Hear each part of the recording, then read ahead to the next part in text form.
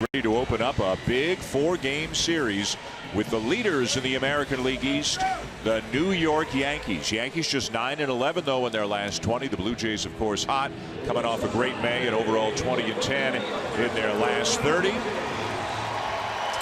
And Marco Estrada will take the mound in the opener of this series. The field level action cam is brought to you by the Samsung Galaxy S8. Unbox your phone. As we follow Estrada out to the mound, he is going to make his 12th start of the season. And what a couple of months Estrada has had so far. He will face a very good Yankee lineup, though, that can hurt you top to bottom. Gardner had a huge May, hit 9 home runs. Aaron Judge, of course, is the major league leader in home runs with 17, so he's hot. Gardner is hot. Matt Holliday, a potent bat as well. Castro Gregorius hitting over 300 lots of different ways. The Yankees can do damage. You mentioned the 12th starts of the season for Marco Estrada. He's coming off a strong one against the Texas Rangers. 1 run in 6 innings. Says he liked everything he was throwing that day. He said, I was locating my fastball, I was locating my changeup, I threw some decent curveballs. He had 8 strikeouts in 6 innings against that very good Ranger hitting team. He's faced the New York Yankees one time already this year when the Blue Jays were in New York. They only won 1 game, and it was Marco Estrada's win, 7-1 on that one. That was on May the 1st. Overall, he's won his last 3 decisions dating back to last season against the Yankees. Defensively behind Estrada, there are some different looks in the infield. Ezequiel Carrera is in left, Pilar's in center, and Bautista is in right. Tulowitzki and Barney gets to start at second. Donaldson and Smoak and Luke Maile back behind the plate. Russell Martin gets the day off, as does Devon Travis. And Darwin Barney won a Gold Glove at second base in 2012 while playing with the Cubs. And during that Gold Glove season, he had a consecutive errorless streak of 141 games. He did not commit an error at second base from April 17th to September 28th. John Gibbons saying both Devon Travis, Russell Martin, just a little bit beat up, nothing serious. Both some knee issues, more on that a little bit later, but neither is expected to be more than tonight. Also, Travis has not had good success in his career against CC Sabathia, so another reason to give him the night off tonight. But they expect Travis and his hot bat to be back in there tomorrow night. Ready to go here at Rogers Center.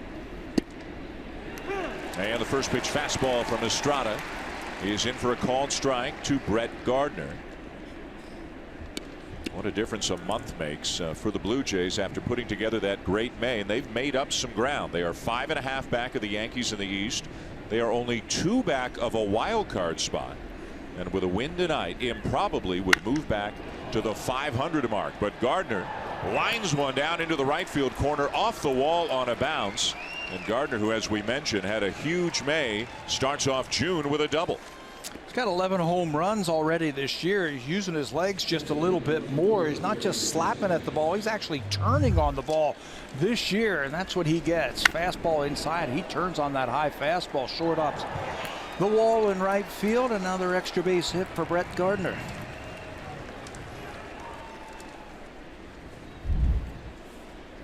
Look at those numbers in the month of May, and OPS over 1 for Gardner. He's just driving the ball just a little bit more, using his legs. So the leadoff man in scoring position for the Yankees here in the first, and here's the catcher, Gary Sanchez. Sanchez, of course, the runner-up for American League Rookie of the Year last year, Buck, and only spent like 2 months in the majors, but had such an incredible run that he really pushed Michael Fulmer of the Tigers for the award. Boy, he sure did. He came up and he hit a lot of big home runs. He caught very well, he threw very well, and he was certainly worthy of that high praise as the Rookie of the Year. You know, Marco's had a lot of trouble in first innings this season. He hasn't given up a lot of runs, but it seems like he's always got runners on base in the first inning, and he's once again got a pitch around the leadoff double. Against a very good offensive team in the Yankees, you get Brett Gardner on base, and now you got to deal with the thump in the lineup for the Yankees. They put Sanchez in that number 2 spot because they want to see him get more at bats, and he can score runs quickly in the first inning. Estrada throws that changeup 35% of the time, more than any pitcher in a baseball, and he's shown Sanchez a couple already. Did you find as a catcher, Buck, that young hitters had more trouble with changeups than older, more experienced hitters? I think so. And you know, young hitters always like to hit fastballs, and they always want to jump on that fastball. They have a bigger ego than those veteran players. They don't want to get beat by the fastball, and because of that, they'll chase that high changeup. Well, that's no different than young people in general compared to, right? Bigger egos, that's for sure. You know, with that double, Brett Gardner at second base now has 999 career hits, and he has been hot, and he hasn't had much success against Estrada. It was just his 5th career hit against Marco. 2-2 the count on Sanchez.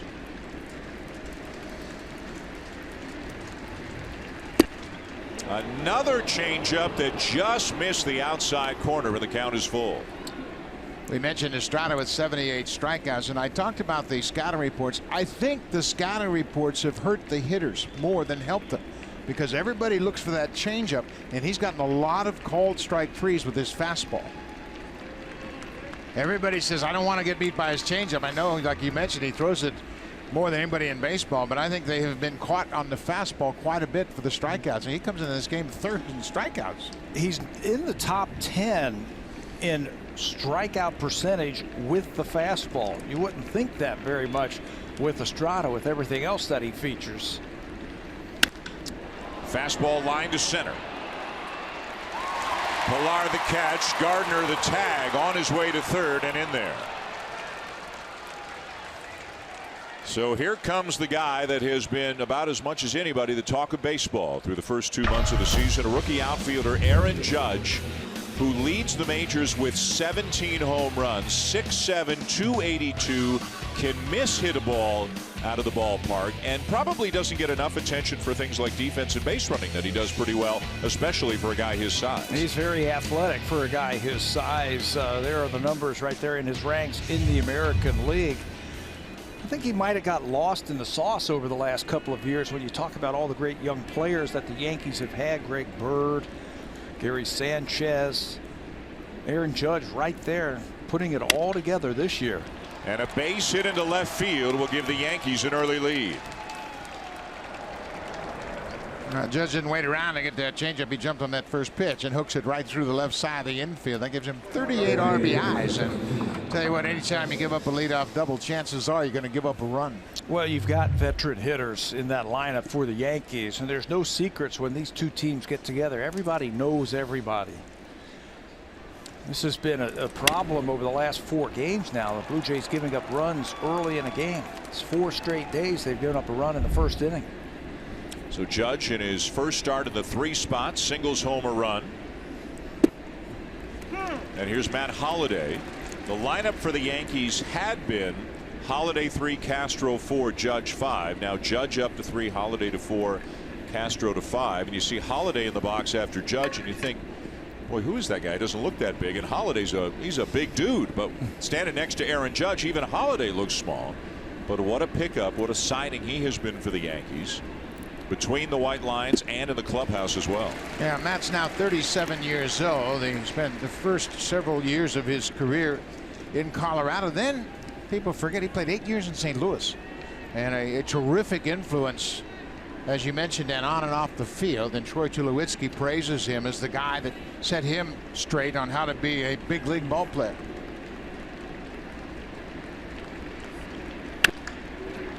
Sharply hit under the glove of Barney into right field. Judge will make the turn and come to 3rd. One thing that's been really good for the Blue Jays in this recent hot streak has been their defense. And it looked like Darwin got ahead of himself a little bit, was thinking about turning a double play. He slid to catch the ball, and he almost began to turn before he caught the baseball. Right to the glove side. You mentioned the double plays, 53 of them this year. This looked like it had a chance, but the ball just stayed down on Barney. And look at the athleticism of Judge, the big man, going 1st to 3rd on that ball that gets underneath the glove of Barney. It's a Yankee team right now that is on that changeup and on that fastball. That has been scored, we believe, a base hit at this point. Either way, it's 1st and 3rd, 1 out, and already a run in. As Buck mentioned, the Blue Jays have had trouble in the first inning recently, 4 games in a row in which they have fallen behind. Of course, came back to win all 3 against Cincinnati. And here's Castro. Up to a very good start offensively this year, hitting .324, 7 homers, the former Chicago Cub. And 15 for 35 in his career against Marco Estrada. Spent some years playing against one another in the NL Central when Marco was a Brewer. Thought we might get through the night with the roof open, but it was brisk, a little cool, and apparently some rain is in the forecast for later this evening. So enjoy the last bit of daylight here. We only got a couple minutes left. Tell you what, when that thing was open today, it was breezy, yeah, and the ball was flying. Actually, I think the pitchers are the ones that were cranking the roof closed right now because they stood out and watched BP, and it was going all over the place, flying out of here. The way these two teams have been hitting home runs, they didn't need any extra help today. There are the numbers for Castro against Estrada. Marco looking for a ball on the ground at somebody and a chance to turn 2. Already down 1-0, and now he falls behind 3-0.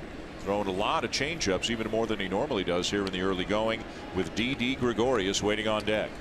Well, Marco never shakes off his catcher, and in his last start, he decided, you know, I'm going to shake off the first pitch of this ball game, and he shook off Luke Mailey's request for a changeup, threw a fastball, and Sin Chu Chu hit it out of the ballpark. So I don't think he'll be shaking him off anytime soon. What did he say after that pitch? Thought he was messing with him? What, he threw a changeup on the first pitch? The walk will load the bases. A struggle for Estrada out of the gate here tonight.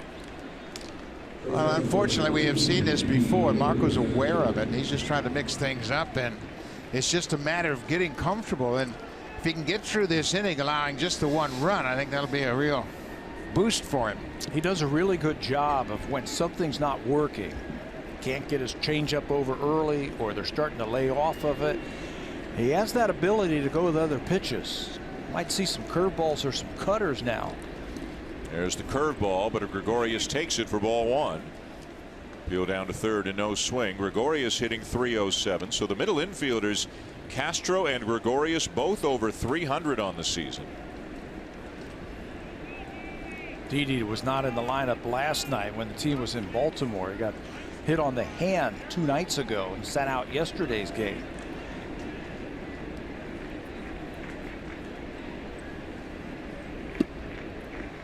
Change up low, ball 2. The Yankees, the second best offensive team in the American League on the season. Only the unstoppable Houston Astros are better.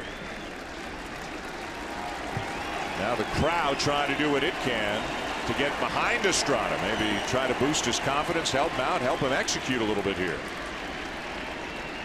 Not the way they envision this big 4-game series getting started.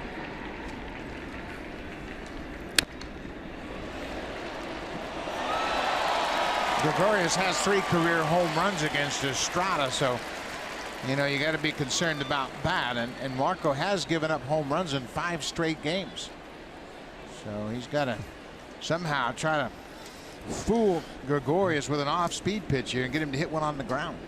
He will chase. He'll get up there and start swinging a lot of pitches. There's one changeup right there. He too is in the top 10 in chase percentage. But you got to get that ball around the plate close enough for him to chase it.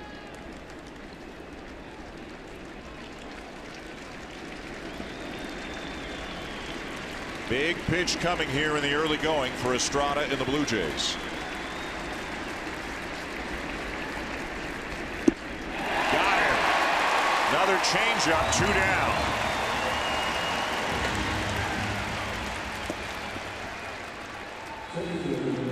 The changeup is a touch and feel type of pitch, and in the first inning he's missed a couple of times, but his last 2 to Didi Gregorius were right there. He just tucks that ball back into his fingers and throws it as hard as he can, and the illusion is for the hitter, you see that arm action, you think fastball, and it just pulls right back. It's a good pitch right there. So can Estrada get Aaron Hicks and get out of this inning giving up just 1 run? Hicks the center fielder tonight. Jacoby Ellsbury is on the concussion DL. Could be back tomorrow. Still showing some slight symptoms. But Hicks has done a great job for the Yankees this year, spelling Ellsbury, spelling Gardner, occasionally Judge. It's really 4 outfielders for 3 spots, and it's a real area of strength for the Yankees right now. Switch hitter batting for the left side. And Marco's got the feel on that changeup now. Yeah, it's taken him about 15, 16 pitches before he could really get to touch on it. And normally, by that number of pitches, he's in the 2nd inning. He's averaging about 14 or 15 pitches per inning. His last start, he said, I really had a good feel for the changeup, and I was locating it where I wanted to. And I remember in that game, he was going inside and outside with that change. Hit hard to deep right field. Bautista back, and it's over his head. This will cash in 2 for sure. Castro getting the wave. No throw to the plate, and Hicks clears the bases with a 3-run double. Hicks has been awfully productive with just 122 at bats. Those 3 RBIs will give him 27 for the season. Bautista played it well, but when it kicked off the wall, it kicked to Bautista's left and took him more towards center field, so he didn't get a real good bounce off the fence. And then when he does pick it up, he airmails the first cutoff man. You see how far that bounced towards center, and then Barney was standing out there. If Barney had have gotten the cutoff, they would have had a shot at Castro.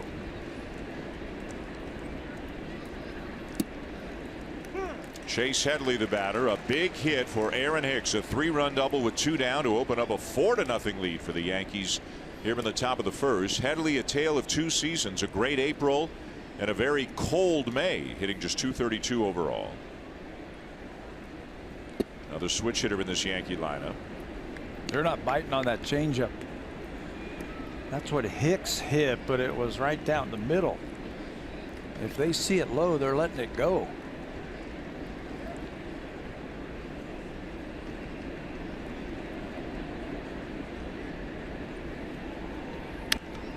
Jammed him with a fastball. Yeah, and that's a pretty good indicator that they're looking off speed when he can get that fastball right in on his hands and get him to foul it back. It's a veteran lineup. They've staked CC Sabathia to a comfortable 1st inning lead here.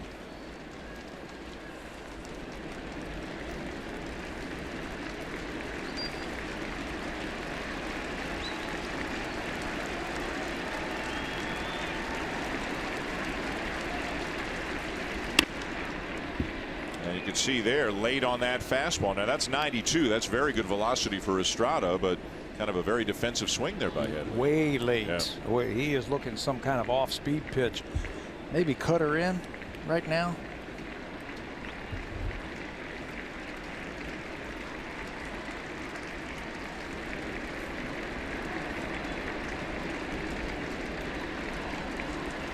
Again, the 1-2. Jammed him with another fastball. Pop up into shallow center.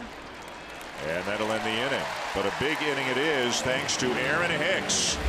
Frustrating Marco Estrada, clearing the bases with a 3-run double. 4-0 Yankees.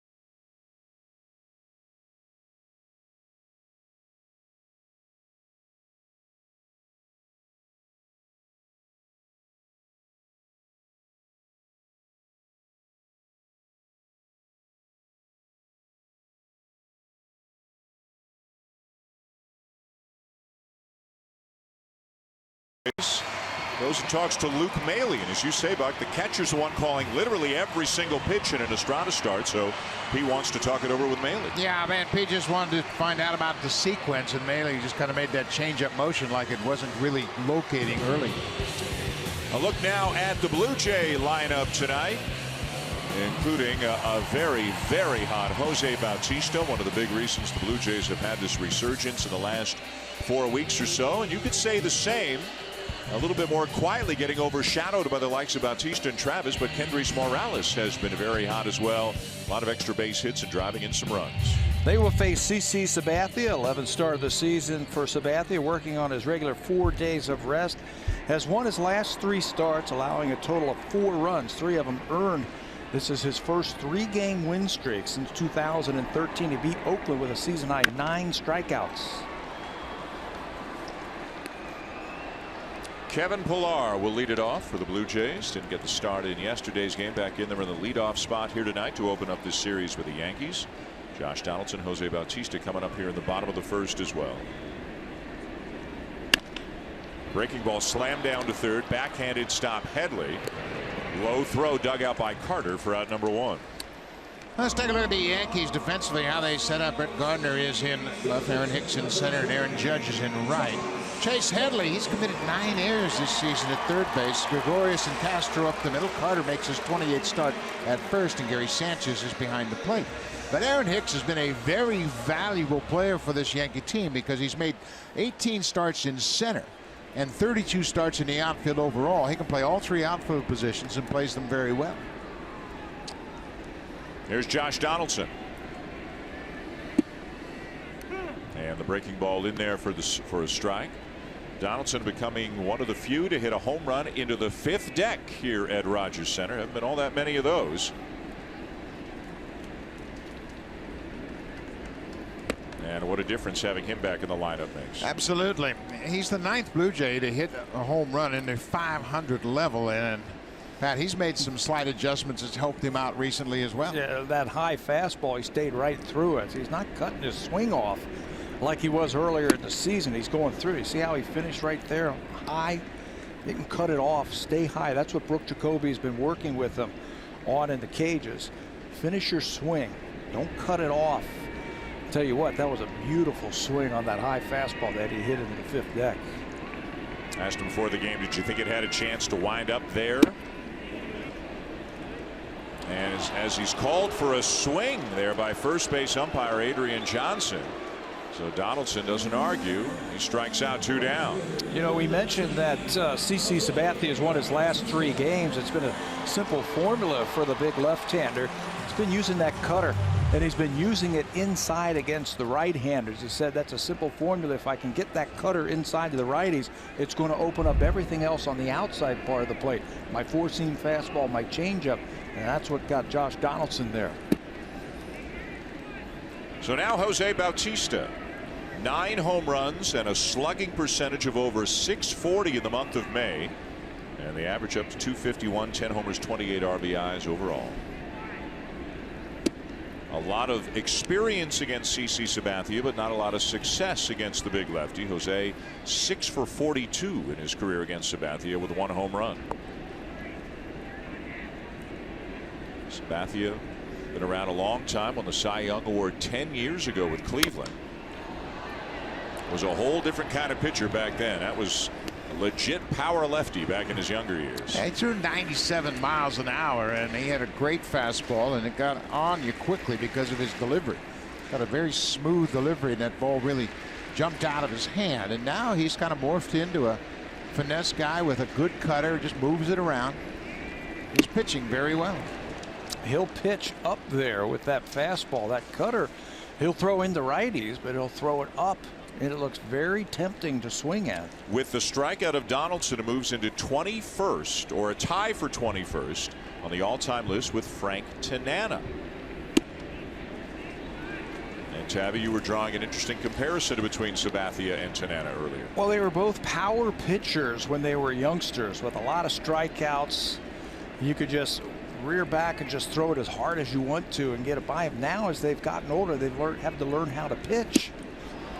Learning how to pitch with a changeup there gets Bautista to pass Frank Pineda on the all-time strikeout list, 4th among lefties, 21st all-time.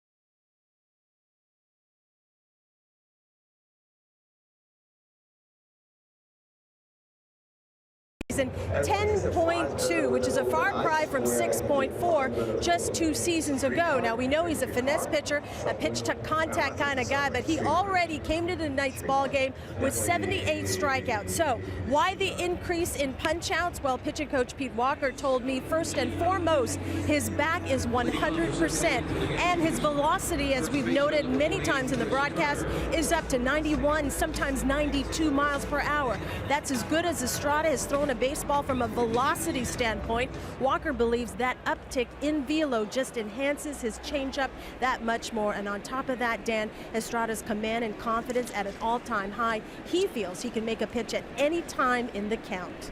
He has had a remarkable run since coming to Toronto prior to the 2015 season. Hazel, thank you. As he starts, Chris Carter low ball one to begin the second.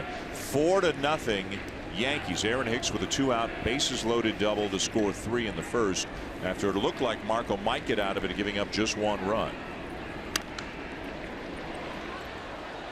Popped up right side, but back out of play by Carter, who was the leader of the National League in home runs a year ago. 41 with Milwaukee. Had trouble getting a contract in the offseason, wind up signing with the Yankees. Greg Bird goes on the DL with an ankle injury.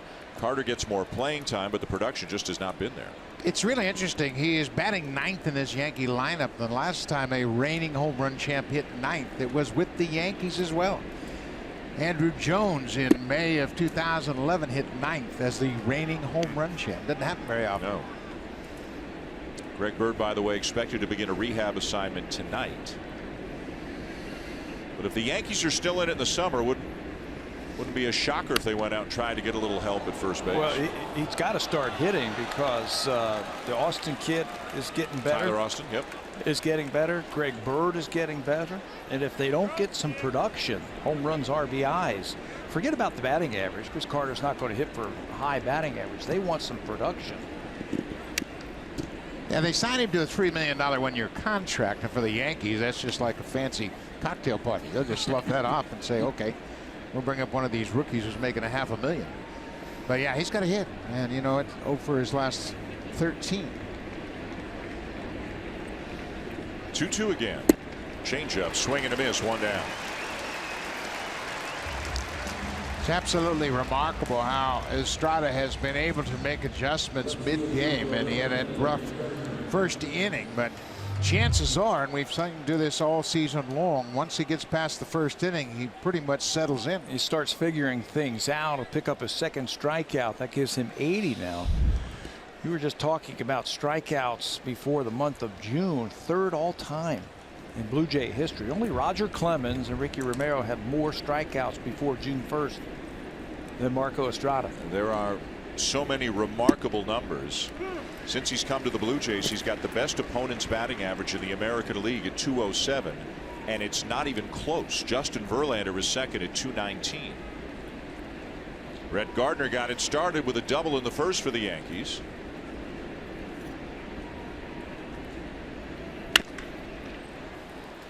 Barney. 2 down.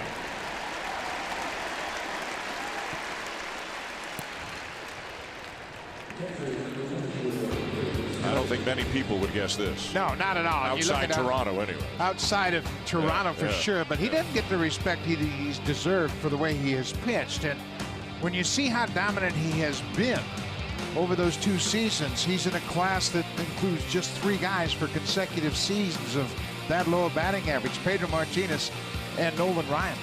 Pretty exclusive class, and Marco Estrada has pitched his way into that small group. All of them power pitchers. He does it a little bit differently. And when they do hit it, there's a lot of soft contact against him, too. So is that why he doesn't get the attention he deserves? Because he doesn't throw as hard as all the other guys? Exactly. And Kyle Hendricks wouldn't have gotten the attention had he not pitched in the World Series.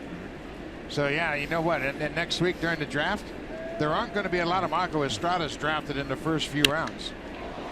This ball is hit hard down the left field line and gone into the second deck. Home run Gary Sanchez to make it 5-0.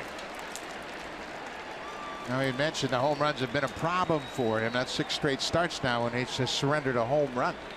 And Sanchez got off to that great start last year. Girardi, I think he made a brilliant move putting Sanchez in the 2 spot, Judge in the 3 spot, and Matt Holliday hitting 4th. Yeah, they said they wanted to get some offense in there early. Joe Girardi was telling us in spring training he's going to have Gary Sanchez hit 2nd this year. He missed some time with an injury. Been back for a while and starting to get his timing at the plate. This is a 0-1 changeup. He waits back on it. You can see how strong he is as he rips that ball into the second deck.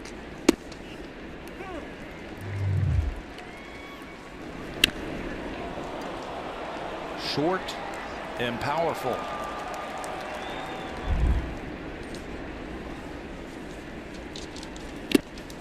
0-2 now the count on Aaron Judge, who had an RBI single his first time up, 38th RBI in the season. Sanchez, runner-up for Rookie of the Year last year in the American League. And Judge, the runaway favorite 2 months in the season this year to be the Rookie of the Year. Did play last year, but retains rookie eligibility this season. And right now, guys, not only runner-up for Rookie of the Year, as we go back to the Sanchez home run again. Didn't take long to get out, did it? I had too much to say. It didn't have a lot of time because I got out of here too quick. You were talking about Judge in the home run, 2nd rookie to hit 17 home runs before June 1st. The other guy to do it, Mark McGwire, did it back in his big rookie year in 1987 when he had 19 before June 1st. Right now, he's in the MVP conversation. It's really early for this kind of thing, obviously, but who's meant more with Mike Trout hurt and now out 6 to 8 weeks?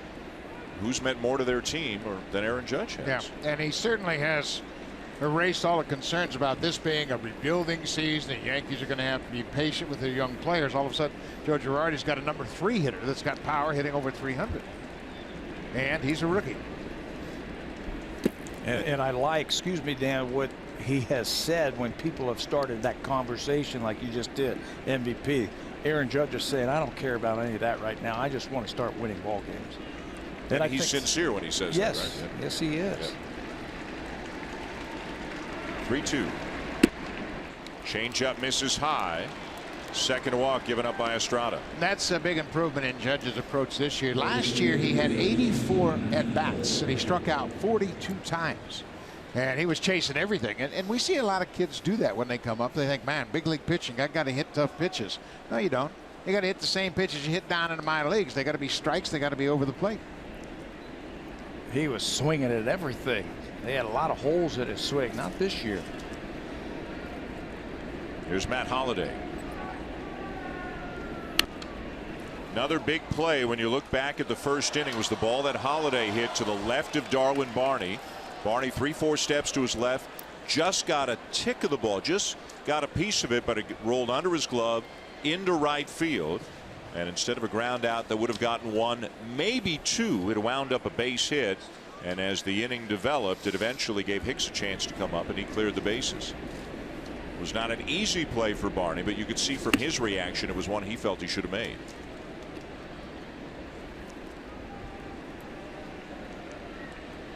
making just his 4th start at second. And Gary Sanchez, of course, added to that lead with a 2-out home run.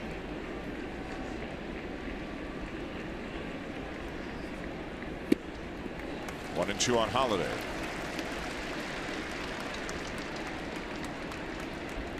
Holiday went over the 300 career home run mark earlier this season. He's at 306 right now.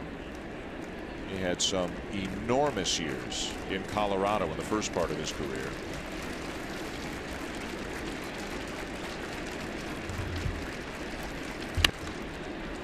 One year drove in 137 runs, hit 36 homers, had 50 doubles, and hit 340. Now I know it's Colorado, but that's still pretty good. You got to put the bat on the ball wherever you're playing, and people don't recognize what a good hitter Matt is. He's one of just 12 300 active hitters. And just 12 active players hitting over 300 for their career. Runner goes, and a swing and a miss by Holiday to end the inning. But the Yankees add to their lead as Estrada is taken deep by Gary Sanchez, the young catcher's 5th home run on the season, and it is 5-0 Yankees going to the bottom of the 2nd.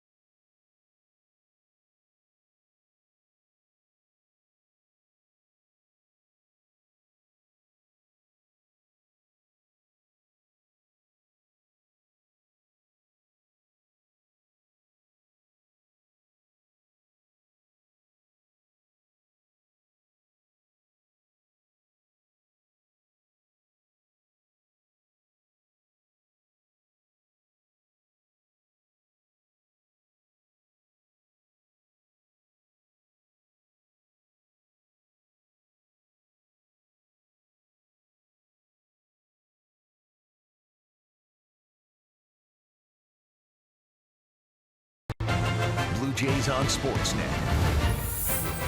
Presented by Honda. The Honda Checkered Flag event is back. Get there fast. Leave even faster.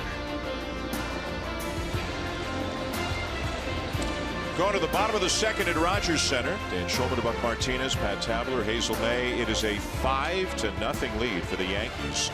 In the opening game of this big 4-game series, Blue Jays looking for a win tonight to get back to the get to the 500 mark. They have won 8 of their last 9 to get within a game of 500. But they've got their work cut out for them the way that this one has started tonight. Kendrys Morales will lead it off against CC Sabathia. Sabathia ground out and a couple of strikeouts in the first.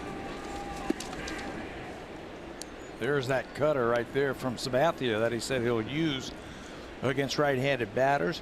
He was asked why he's been pitching so much better. He says he hasn't really changed anything. He said, I'm just executing just a little bit better.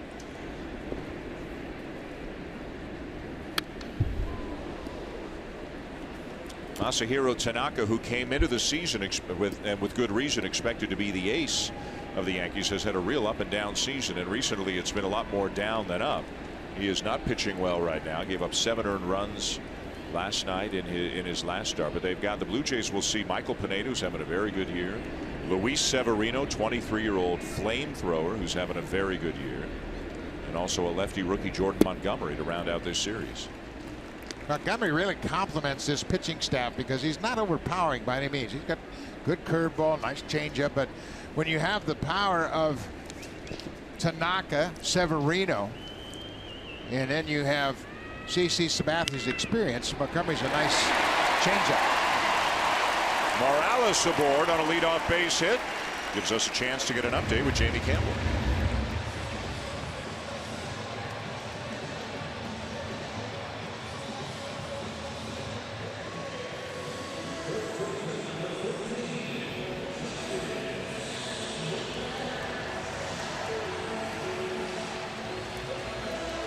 So it's going to be a big 4 days, guys, within the American League East. Yeah, this is going to be a black and blue division before it's all settled. Everybody has got ups and downs, and the Blue Jays got off to a 1-9 start, and they're right back in the mix. I mean, nobody's going to run away with this. I think every team's got its warts or its shortcomings, however you want to look at it. Well, and again, it's really early. It's a third of the way through the season. But do you guys think there's a chance both wild cards come out of the American League East? I do. I think because the other divisions are really kind of one-sided. There's one or two good teams, Texas and Houston, of course. And I just think that there's probably going to be two teams come out of this division again like they did last year.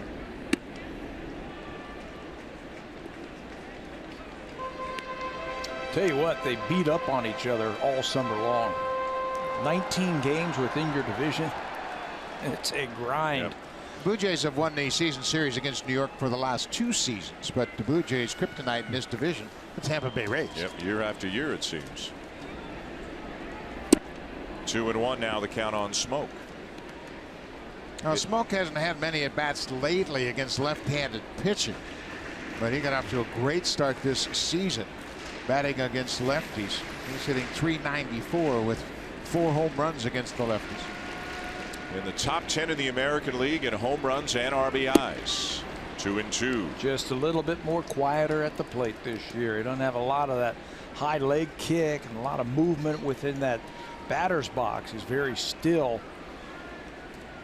and then he's finishing his swing a lot better. You can talk all you want about playing time and having a chance to play. You still have to produce, and you still have to make subtle changes at times to your swing, and Smokey's done that. How much do you think it's helped him that he knows, not that he knows he's going to play, but that he is playing more than he's played before? That's what I mean. Yeah. That's part of the equation. You know you're going to play and you're going to get your at-bats. It's what you do with that, and he's had to make a couple of changes. He's quieted himself down again in that batter's box, and he's seeing the ball really well. I mean, there were moments, Donaldson out, Tulowitzki out, Martin was out a while, Bautista slow start, where Smoak and Pilar kept the offense afloat.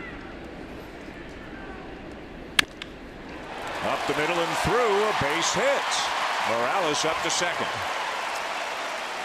Yeah, Smoak's just done such a great job from both sides of the plate, but that base hit will push his average up over 400 against the lefties as he comes through with 2 strikes against CC Sabathia. He's looking up at the video board to watch his last swing, and it's a pretty one. Look how slow he is. There's not a lot of movement. The head stays straight down, and he finishes that swing. There's no leg kick. You pick it up and you replace it right where it came from. And what that allows you to do, it allows you to wait just a little bit longer and see the ball. So the first 2 men aboard for the Blue Jays here, trying to cut into this Yankee lead here in the bottom of the second, and the batter is Troy Tulowitzki.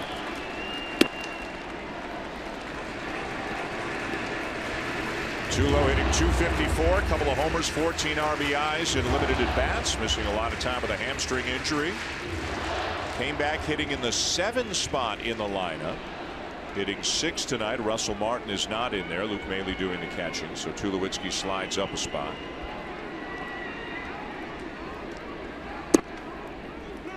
Yeah, this is the thing about an early 5-run deficit. The Blue Jays, they don't worry at all about that. In fact, when they came back against Cincinnati at the end of that series to clinch it, what they did was they played a tie game. It was the 7th time that they had been in a tie game starting the 7th inning that they've come back and won. They've hit a lot of late home runs. They're in the hole tonight, but a couple of big hits get them right back in it. Fly ball to left, pretty deep, but not quite deep enough. Gardner on the edge of the track, and the runners head back. Gardner went after that as if he was saying to the Blue Jays, this one's gone. He was just kind of coasting. He knew it was going to stay in the yard. And I think Morales kind of felt like it was going to be at least off the wall because he had a big lead over toward third, and he had to scamper back quickly. But Gardner knows he's got a beat on this one off the bat. Tulowitzki didn't square it up, and he just kind of drifts over. And oftentimes when you see outfielders do that, that'll be when the ball's going out of the ballpark. They thought it was gone. Everybody thought it was gone. It looked like a cutter that got just a little bit in on Tulo. He didn't have that sound we've been talking about. That's right. So one down, and here's Darwin Barney getting a start at second base for Devon Travis. If you weren't with us off the top of the show, Travis not in the lineup tonight. John Gibbons saying it's not a serious thing at all, just the knee's a little bit sore. And they think it's just a day. They've been looking to give him a day off, but he's been so hot they haven't wanted to take him out. Travis also just 1 for 20 in his career against Sabathia, so on a number of levels they feel it made sense to take him out of the lineup tonight. You know what? Your knees would be sore if you hit that many doubles in May. That's true. I don't care what kind of surgery you had, but he was on base a lot the entire month, and John didn't want to take him out in the midst of a 13-game hit streak. So he finally took an over. That streak was snapped, and then he came back with a big home run in his last game.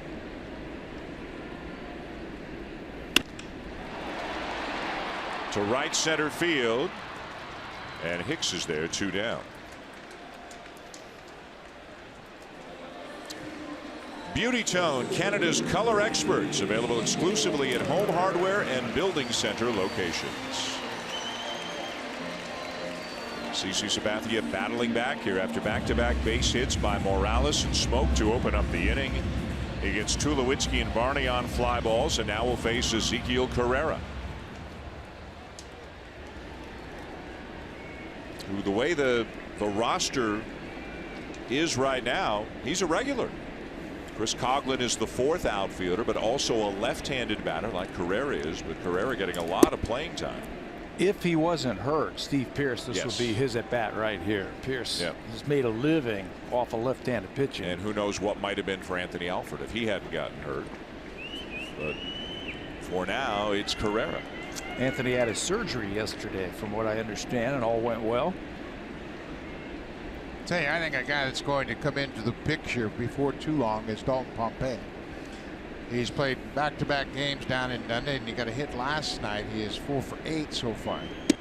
But he's versatile. He can play all the outfield. He's a switch hitter. He's got speed, something the Blue Jays don't have much of. And I think if he continues to show signs of progress, that he's going to be an important guy later on this summer. Hey, whatever it takes, right? Wherever you can find somebody to help you win a ball game. That's John Gibbons. That's all he cares about.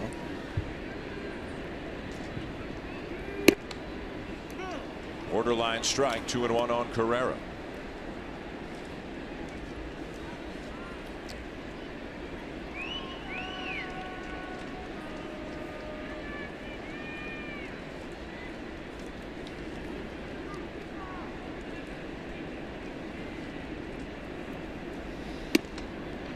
Carrera this year is just 1 for 14 against lefties, but you guys will remember well how well he did against them last year. He hit .329 against lefties last year, 24 for 73. Yeah, and he was doing a great job of hitting the ball to the opposite field, and I think that's what he needs to do to be successful against Sabathia. Chases down and away, and the Blue Jays will leave a couple of men on. End of 2 at Rogers Center, with the Yankees up 5-0.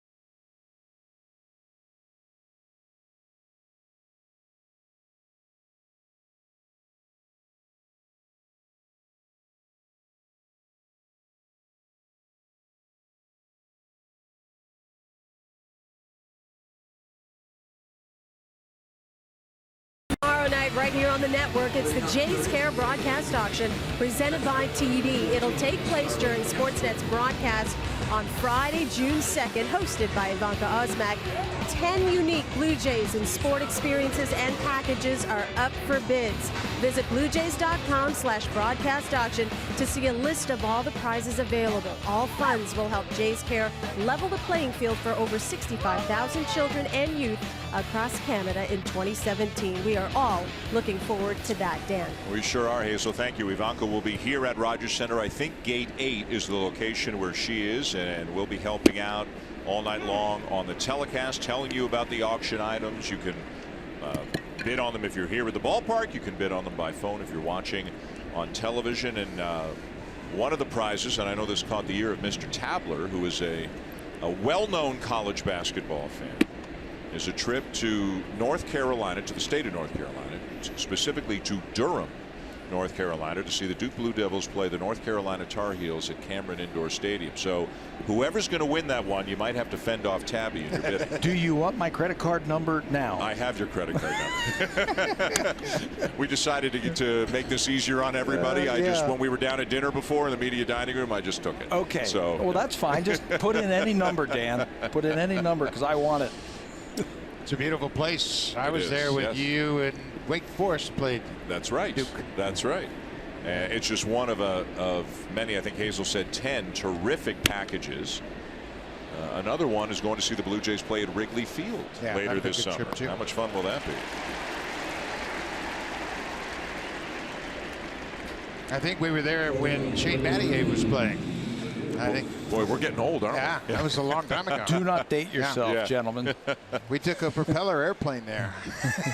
It is a unique experience. There are certain, Wrigley Field is one of those places. Cameron Indoor Stadium, Lambeau Field, Fenway. Yeah. I would say Old Maple Leaf Gardens. Maybe that's just because I grew up here and that's where I, grew up going to games. But it's a bucket place kind of list. Or bucket list kind of place, if you want to say it correctly.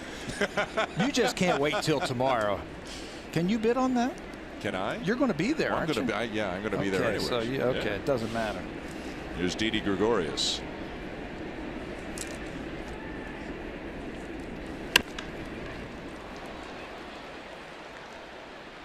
Another pop-up, and quickly 2 down.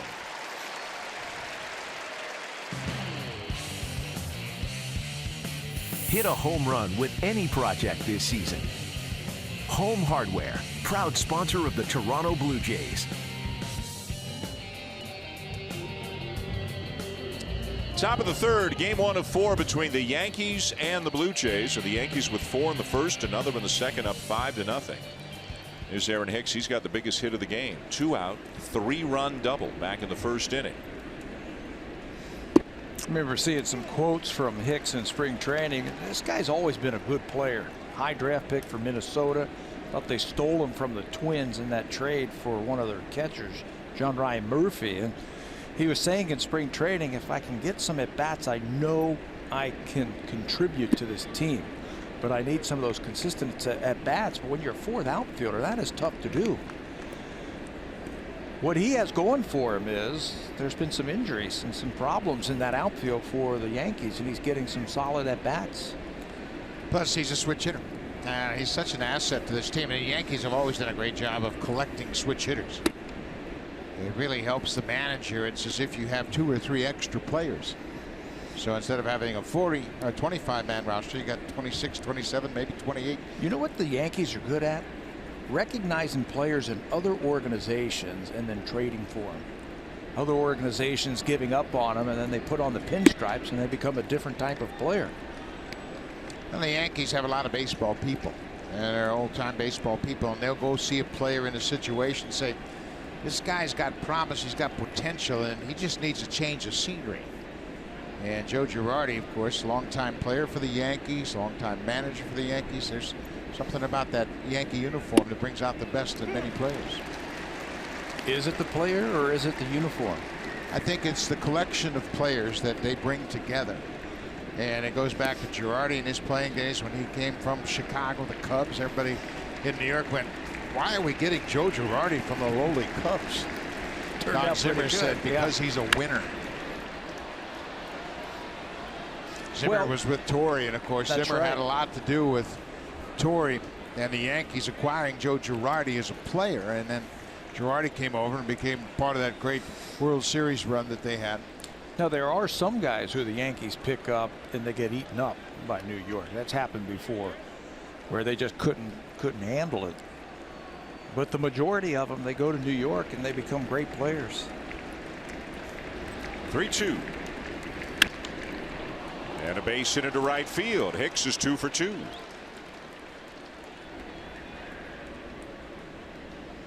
Well, Tabby, you were drafted by the Yankees, right? Yes. And so what did the Yankees, did it mean anything different to you than any other organization? Well, it was my first, but after looking back through everything, yes, it meant a lot playing in the minor leagues with that team. And that's where it all started, I think, for a lot of the Yankees minor leaguers. You had the pride to wear the uniform and come to the ballpark every day and try and win ball games. They talk about the Yankee minor leagues. It's about developing players, but it's also about developing winning attitudes. Nice stop at first by Smoak. Headley retired to end the inning. No runs, a base hit, and a man left. Blue Jays coming up bottom of the third, trailing 5-0.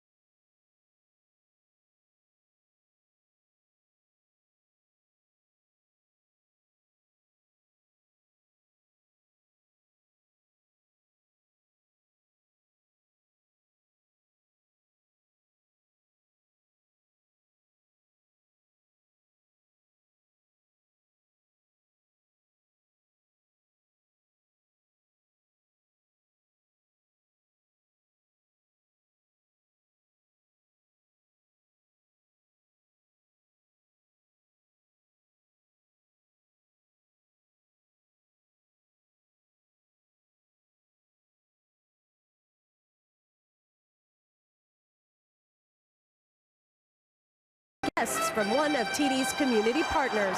Welcome, everybody.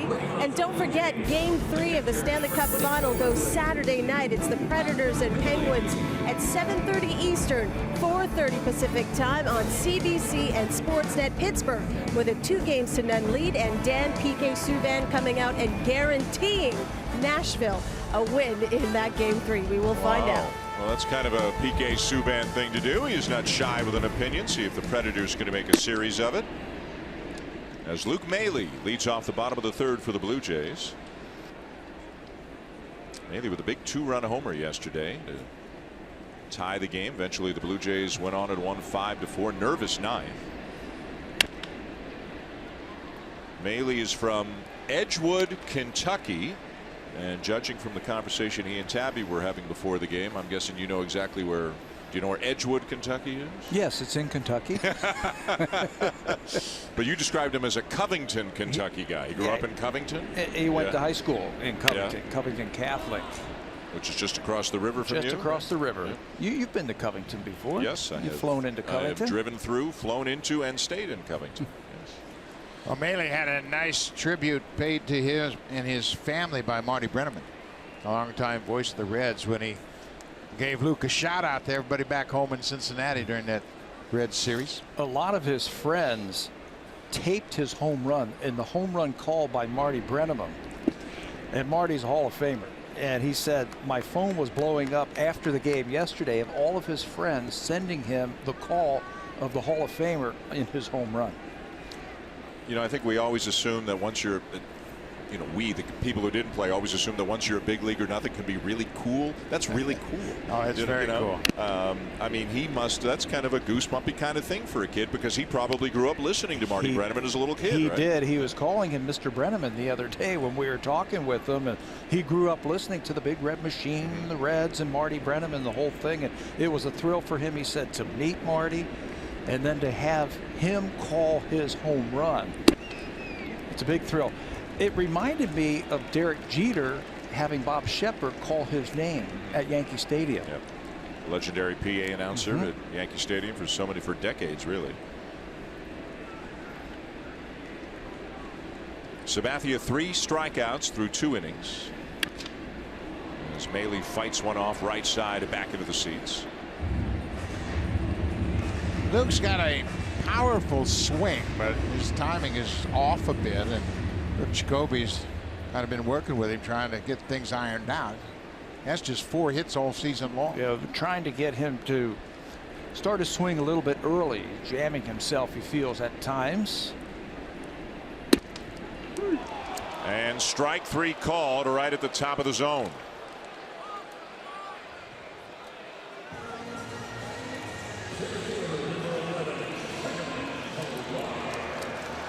Strikeout number 4 for Sabathia, getting Maile here to begin the 3rd. That'll turn the lineup over as Sabathia now will face Kevin Pillar, who grounded out his first time up.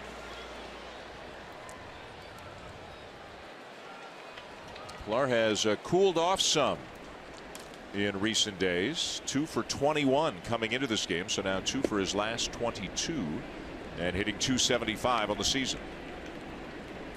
The ups and downs of a baseball season. I mean, he was hotter than hot before that last cooling off period, and it'll turn around.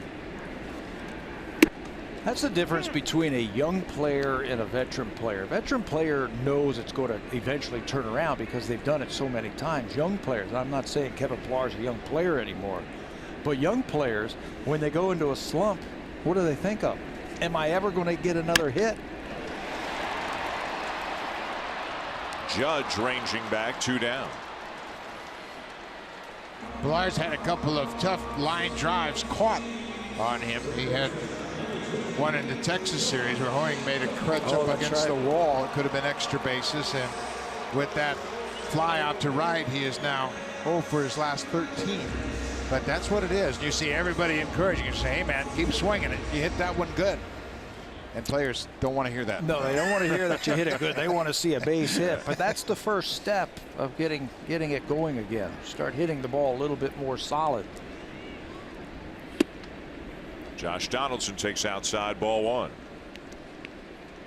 Donaldson says that new protective guard that he's got there on his left cheek, he talked about it when he came back as a result of a hit by pitch last year. He just thought, why not? I get thrown up and in a lot. He said it doesn't bother him at all, doesn't impede his vision, he really doesn't notice it. As he drives the ball up the alley in left center, it's going to get down. Hicks right on the edge of the track to cut it off, but gliding into second with a 2-out double is Donaldson.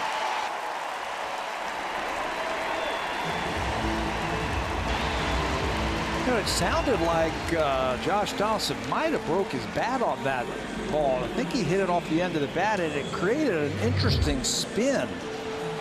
Cutter away. No, it got inside on him, but that ball just sliced away from Gardner.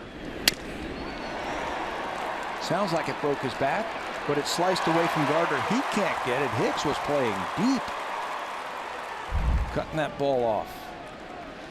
So a 2-out double for Donaldson brings up Bautista. Jose struck out his first time up.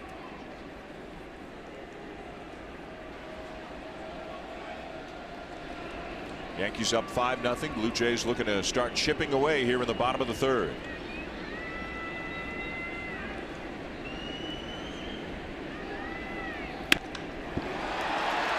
Fly ball to left field. Gardner has room. May not have known how many outs there were, but he had room to make the catch. Just enough in on the hands of Bautista to keep it in the yard.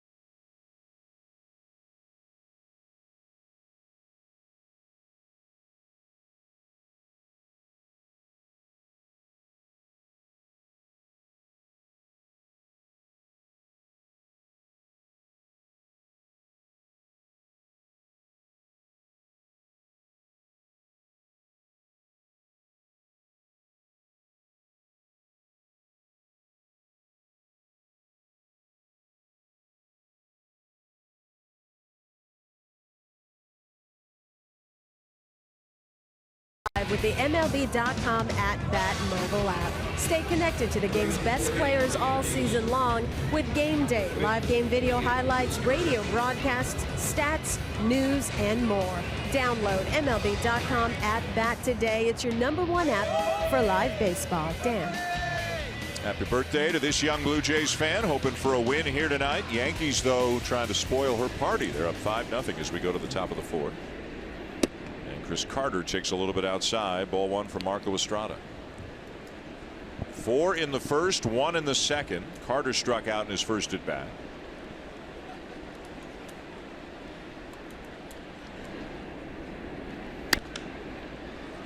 It's jammed by the fastball and skies one into shallow right for the first out.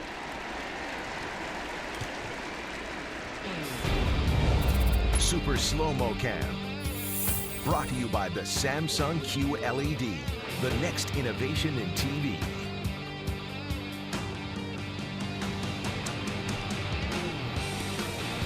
Top 4 and a 5-0 lead for the Yankees. Dan Shulman, Buck Martinez, Pat Tabler, Hazel May, Jamie Campbell, Greg Zahn, of course, here as well as the Yankees and Blue Jays open up a 4-game series.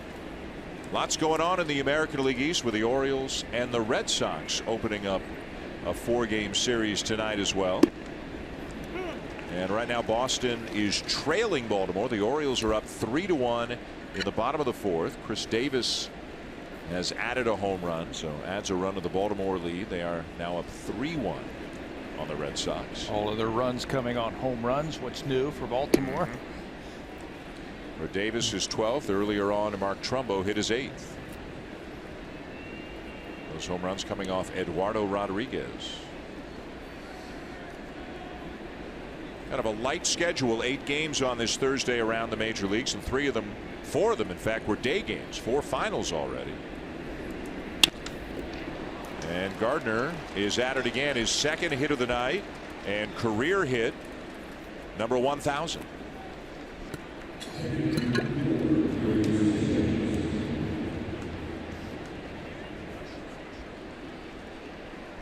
Wonder if anybody knows. You think maybe that ball would come Somebody out of play. knows. Yeah, there it He's is. throwing it to the wrong side. dugout. All right, let's see what they do with it. It's in there that goes. Yeah, that's the 1,000th hit baseball for Brett Gardner. So congratulations to him. It's a terrific milestone. All right, so tell us what really happens. Is that Gardner saying, hey, that's my 1,000th, or does somebody in the dugout know and they do the asking for him? Or? Everybody knows. Yeah. I mean, it's, you know, in the notes every day, and the ball players, they'll sit around and read notes from time to time. Coaches, of course, know. PR guys know. PR guys will tell them. They let you know. That's Steve Donahue, the longtime trainer for the New York Yankees. He was my trainer in the minor leagues back in the 70s. That's a long-time trainer. He's been there a long time. He's great. He'll get that thing. He'll put a piece of tape on it. He'll describe what it is and then put it in the travel bag and take it back to New York.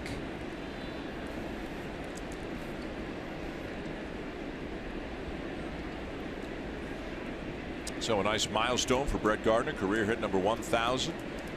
He's at first with 1 out, and the batter was Gary Sanchez, who homered his last time up.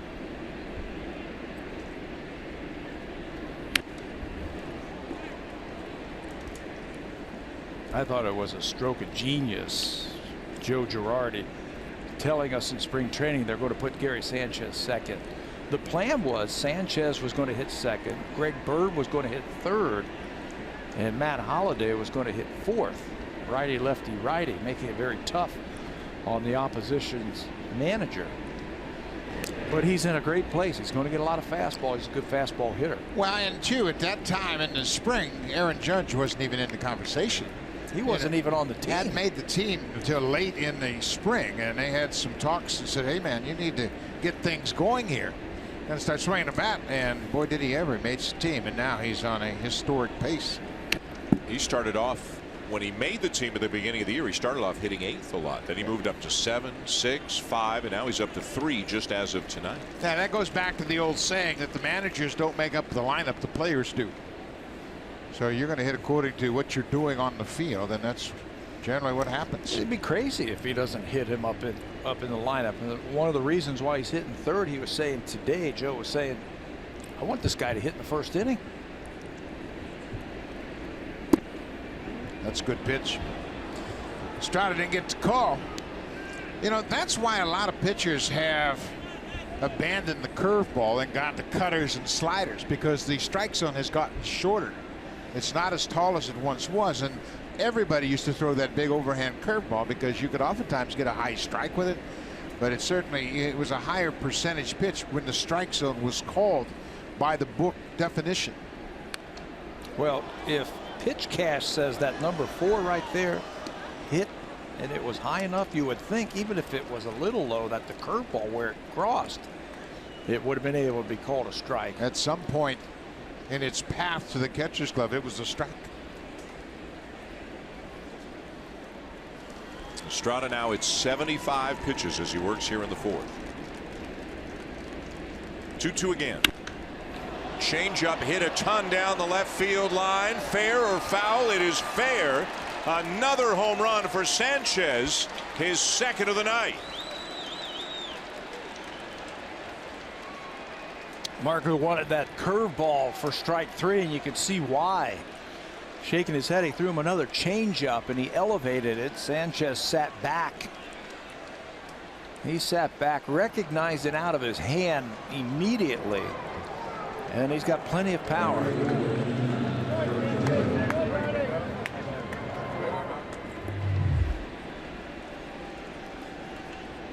There's the changeup. See how everything was on time for that young catcher. He stayed back on it, recognized it early. And activity in the Blue Jay pen. Right-hander Leonel Campos, who was just recalled today. Mike Bolsinger has been designated for assignment by the Blue Jays, and that's another indication that Francisco Liriano is going to be back and starting tomorrow night. So this could be just a one-day stop for Campos with the Blue Jays, but Bolsinger designated for assignment, and if he gets claimed, then I'd have to think there's a pretty good chance somebody will claim him. He will move on to another organization. He actually settled down after giving up a 2-run home run to Votto in the first inning and gave the Blue Jays 5 1/3. He had 7 strikeouts. Why wouldn't the Reds claim him? Yeah, they're struggling for starters this year. That claiming process, it goes first through your own league, the American League first, and then it goes in reverse order of the current standings into the National League. So there might be somebody jump on him before he gets to the Reds. Curveball in the dirt. 2-2 on Aaron Judge. Estrada giving up 2 home runs to Gary Sanchez, and for Sanchez, who's just in his 2nd year in the big leagues. Remember, he only spent a couple of months in the big leagues last year. That's already his 4th multi-home run game. Just like the first one, a line drive that got into that second deck. It's the 2nd time he's hit 2 home runs in a game against the Blue Jays. He did it last August 16th. He had a 2 home run game, and he is really starting to become a threat consistently, and in that game Marco Estrada was the starting pitcher.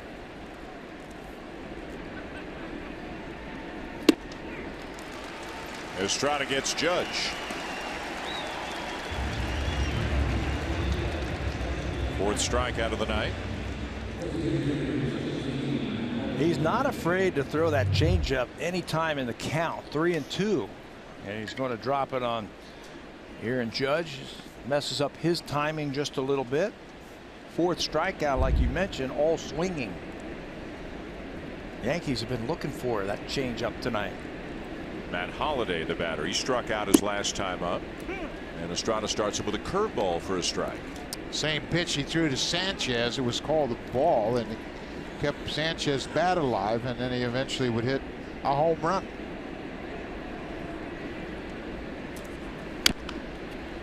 Get a load of this, guys. For Sanchez now in his career, he's now had 301 at-bats in his major league career, and he's got 26 home runs.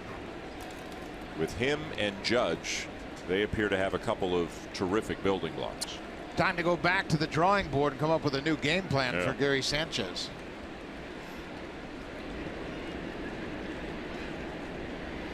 Oh-2. You know, the guy who stole all the thunder in spring training is not even here right now. Greg Bird hit 8 home runs in spring training. Now with an ankle injury, as we mentioned, supposed to start a rehab assignment tonight.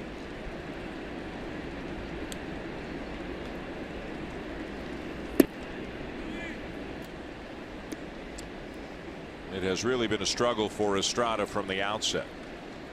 Has left the changeup up on a number of occasions, and that's really hurt him against these Yankees. Campos continues to throw in the bullpen.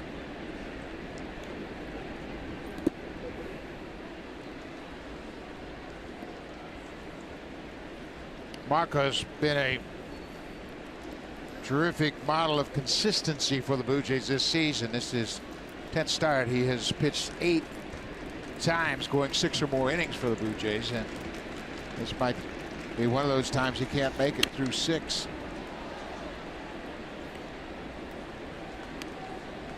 He's been a terrific pitcher for the Blue Jays, Dan, as you mentioned, since coming to Toronto. His shortest outing this year has only been 5 innings. That was at Tampa Bay when they hit a couple of home runs against him down there. To right field, Bautista is going to play it on a hop, and it'll be a base hit for Matt Holliday.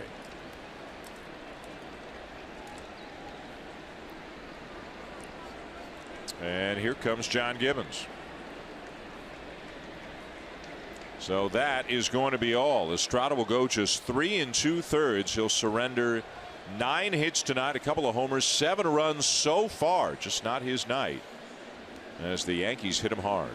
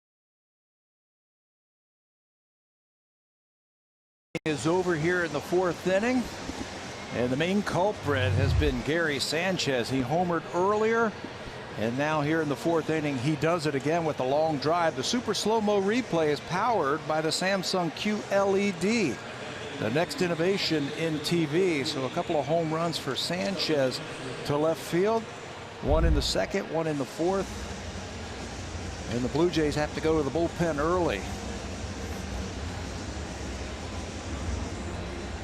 Right-hander Leonel Campos just recalled to the big leagues today, with Mike Bolsinger being designated for assignment. 5th appearance for the Blue Jays. Last one was on the 15th of May. Also has made 13 appearances at AAA Buffalo this year with a 2.16 ERA. 4th different stint for the Blue Jays for Campos this year. He's a strike thrower, fastball slider is a combination that you're going to get from him. The batter is Starlin Castro, a walk and a pop-up. Campos last pitched 2 days ago in Buffalo against Toledo. Pitched an inning, picked up a save. In fact, he has been their closer.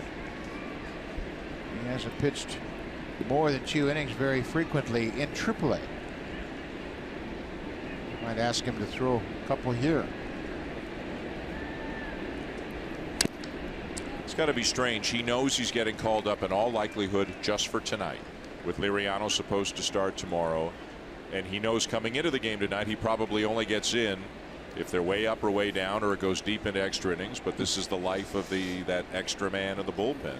That's the way rosters are put together anymore. Yep. Hey, Ryan Tepera last year was that guy. I think he made 6 or 7 trips up and down just to cover guys on certain days.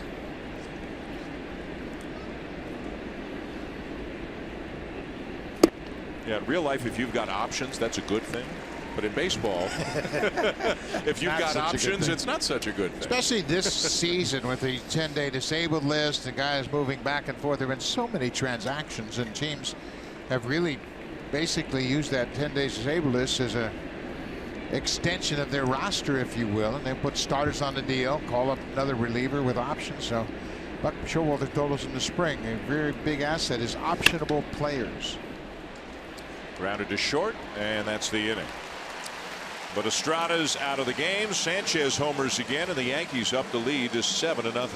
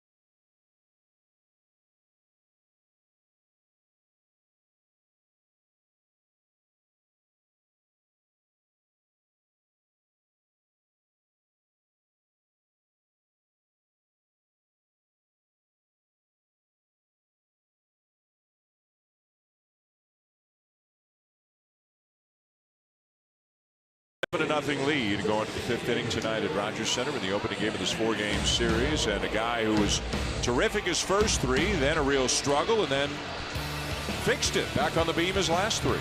He's figured it out. He's starting to throw everything for strikes. He's jumping ahead early. That's another thing that he was talking about. I'm throwing strikes, using everything, getting ahead, using my changeup and my breaking ball to finish off hitters. And there he goes again, jumping ahead against the hitters. He has won 100 games with 2 different franchises, with Cleveland and with the Yankees. He's one of 8 pitchers in the modern era to do that. So he's got plenty of hardware. Came up with the Indians in 2001, and he was just 20 years old. And unfortunately, he came up when Ichiro Suzuki was a rookie, so CC Sabathia finished second to Suzuki in the Rookie of the Year voting. Do you know he is the longest tenured Yankee pitcher right now? I mean, where's the time gone? This is what, his 9th year, I think, right? Came over in 2009. Remember, was traded from Cleveland to Milwaukee near the end of the 2008 season. Did a great job for a couple of months for the Brewers, who got into the playoffs that year, and then signed as a free agent in the offseason. He went 11-2 in 17 starts for the Brewers. And started on short rest, I think, 4 times in a row between late September and into October. They were using him to get into the playoffs, and it worked. Well, they knew they were going to have him the next year. That's right. Hey, CC, we're going to pitch you on 2 days rest. If you got him, use him. Morales hits it sharply, but right at Gregorius.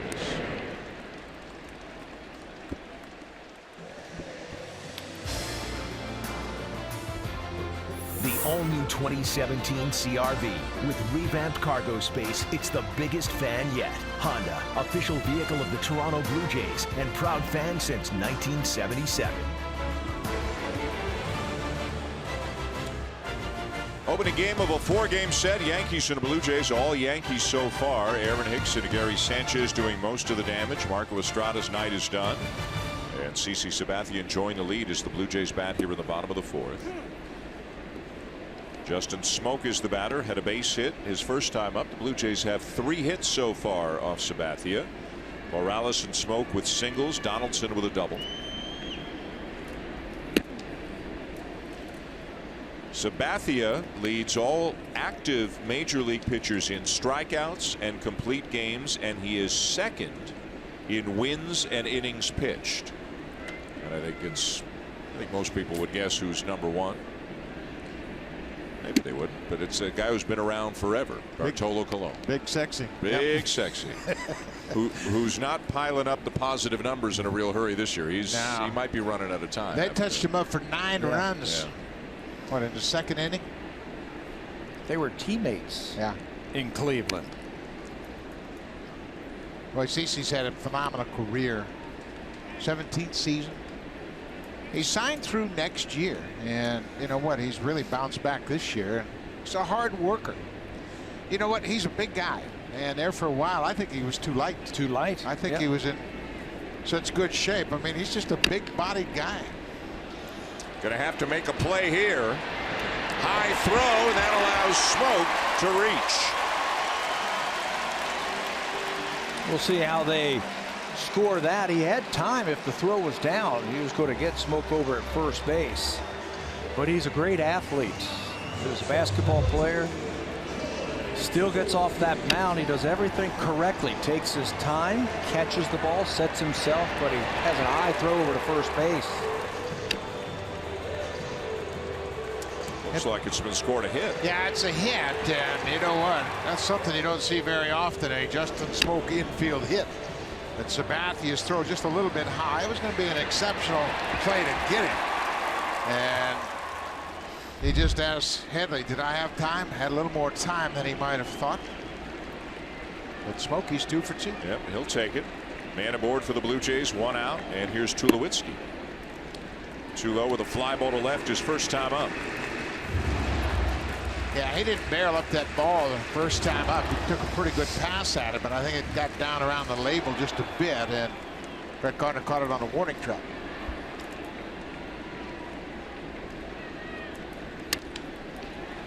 Ground ball to short, could be 2, and it is to end the inning. End of 4, 7-0. Yankees leading the Blue Jays. Time now for an update. Here are Jamie Campbell and Greg Zahn in the Samsung broadcast studio.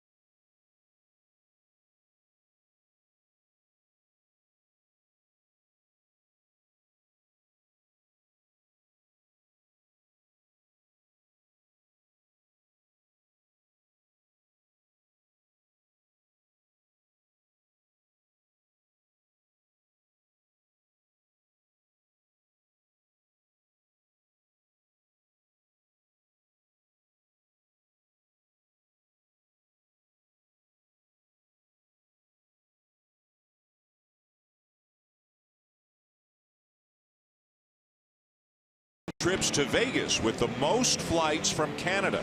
Take a swing at your WestJet Vegas surprise and book now for the whole team at westjet.com/Vegas. Now Marco Estrada did not get out of the 4th inning. Yankees got to him for 4 runs in the first. Gary Sanchez then hit a couple of home runs off him. And Estrada ends up getting touched up for 7 earned in 3 2/3. Yeah, it was just one of those nights where the veteran Yankee hitters were sitting on that changeup, and he hadn't located it as effectively as he has in the past. Didi Gregorius leading off the 5th against Leonel Campos, who came on and got the last out of the 4th inning.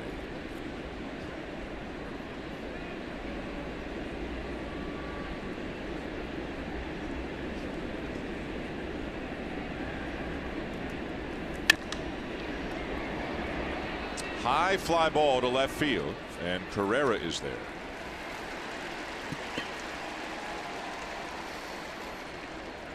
Well, we have seen some evidence of it tonight. These Yankees, I don't know if you want to call them the Bronx Bombers, but they can really swing the bats.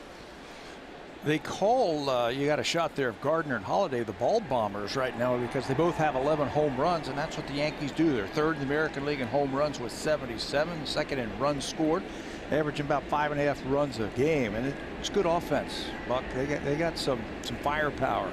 Yeah, and we kind of thought they would hit a little bit. I don't think we expected Judge to be leading the league in home runs, or Matt Holliday to have 11, but you know what? I think it's contagious. You get guys around and you see Holliday sitting next to Judge. Matt's been a real positive influence on Judge and Sanchez and even some of the minor league players that he got to spend time with in the spring. But talking to Marcus Timms, the assistant hitting coach, he talked about how Holliday is quick to share emotion, but he doesn't beat everybody over the head with it. He doesn't say, hey, you know, you got to listen to me. He picks the right time when it can have the most impact, and then he'll just approach a guy one-on-one and talk about hitting situations. It's been a real asset. How about Starlin Castro since putting on the pinstripes? There's another guy that might get overlooked in the Yankee offense. You mentioned it, Dan. Excuse me. He was hitting 4th for most of the time. Most of the season, yep. Well, and the thing, too, you forget about how young they are. Didi Gregorius and Starlin Castro are 27. I mean, they're in the prime of their careers. And they got a 20-year-old shortstop that's just been moved up to AAA, and Gleyber Torres, where they picked up in those deadline deals last year, and he is coming on strong. And year by year, they're starting to unload some of the bigger salaries to some of the older players. Good players, but players at or near the end of their careers. They're still paying Alex Rodriguez, but this is the final year of his contract. You talked about CeCe. But everybody expects the Yankees to jump back into free agency hard, if not this winter, next winter, once really all of the, or just about all of the big contracts have moved on, and when the likes of Bryce Harper and Manny Machado are free agents.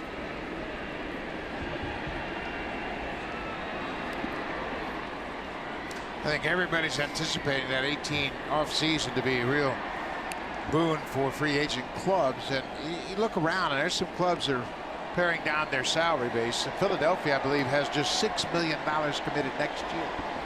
So they have the ability to add to their roster with some free agents. What if the Yankees don't jump in that free agent class? I think that'd be a surprise. When you got guys like Harper and Machado that are out there in the prime of their careers as free agents. Yes, he did. Hicks goes around 2 down. I think it's always good for baseball when the Yankees are doing that. When they're good, number one, or when they're signing big name free agents. I think it's good for baseball. It's good for baseball players. well, yeah. I don't know how many GMs would agree with you when they have to try to compete with the Yankees, but it's certainly good for the players. I think it raises the bar for everybody.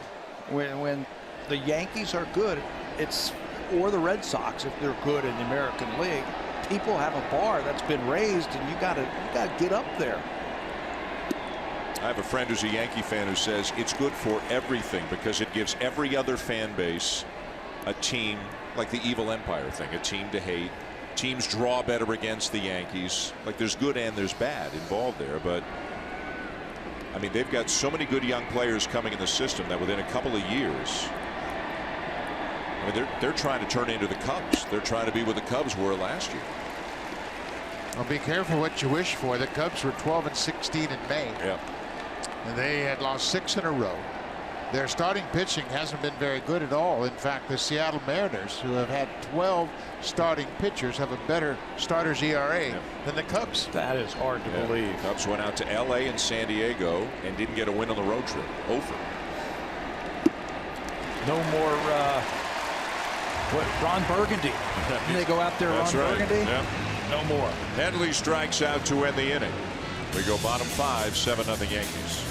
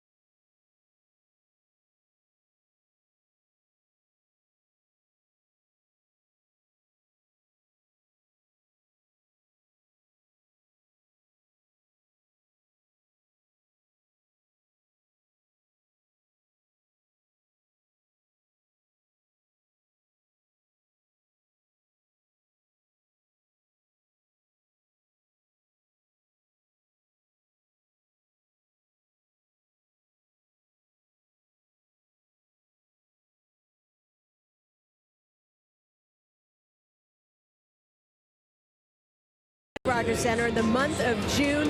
After the New York Yankees leave town, the Blue Jays welcome another AL East opponent in the Tampa Bay Rays from June 13th to the 14th. Then the White Sox pay a visit to Toronto, followed by the Baltimore Orioles from June 27th to the 29th. For tickets, visit BlueJays.com. Blue Jays going over the 1 million mark in attendance last night, becoming the first American League team to surpass 1 million fans so far on the season. The Dodgers, Cardinals, and Giants have done it in the National League. Looks like the Blue Jays are potentially headed to another year of 3 million plus. It's a fun team to watch. They've got some star players. They're playing really well now. And getting ready to welcome back Francisco Liriano to the starting rotation tomorrow night. Just got Happ back, just got Donaldson and Tulowitzki back. Liriano will be another piece to the puzzle. Jay Happ looked real good in his outing and had a bit of rust early on and started to make some positive adjustments throughout the course of his outing.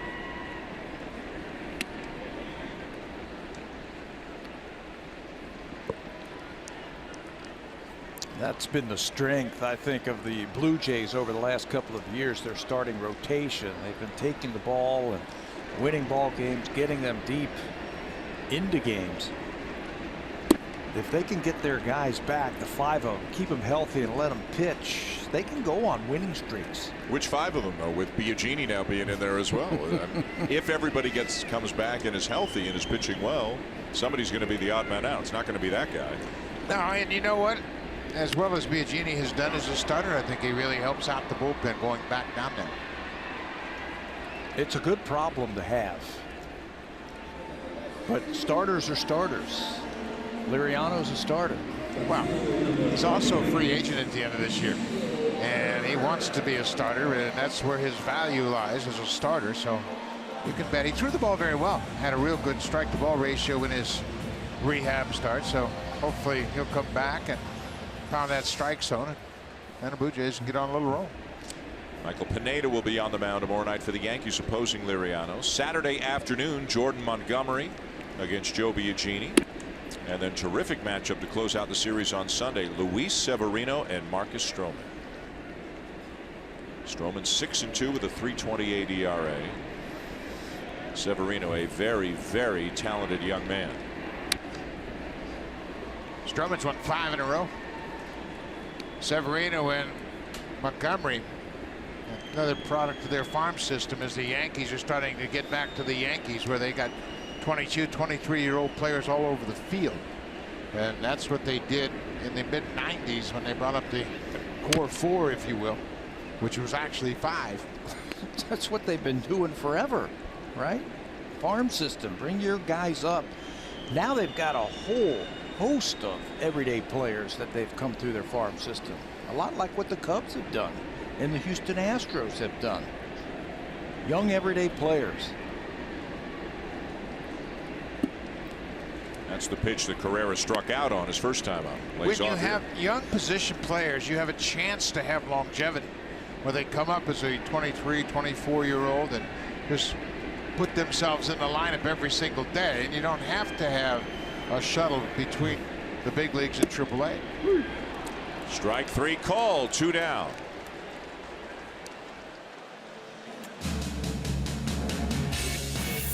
This 4K broadcast is brought to you by the Samsung QLED, the next innovation in TV.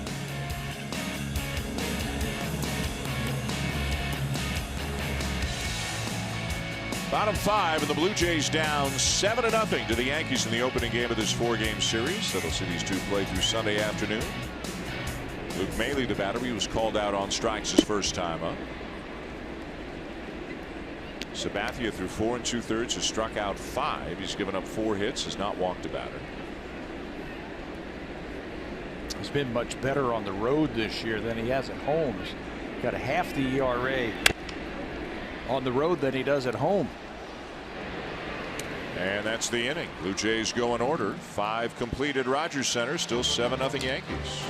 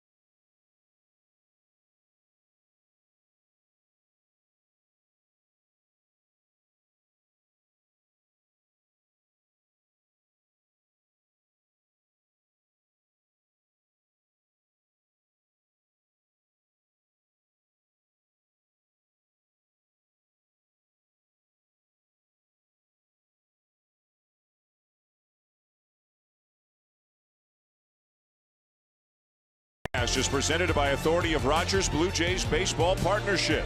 It may not be reproduced or retransmitted in any form, and the accounts and descriptions of this game may not be disseminated without the express written consent of Rogers Blue Jays Baseball Partnership. Gary Sanchez with not 1 but 2 home runs in this game. A big reason why the Yankees are enjoying a 7-0 lead over the Blue Jays. As we move on to the top of the 6th, Chris Carter to lead it off. Carter a strikeout and a fly ball tonight. He'll face Leonel Campos, who has retired all 4 batters he's faced and sticking over for Marco Estrada.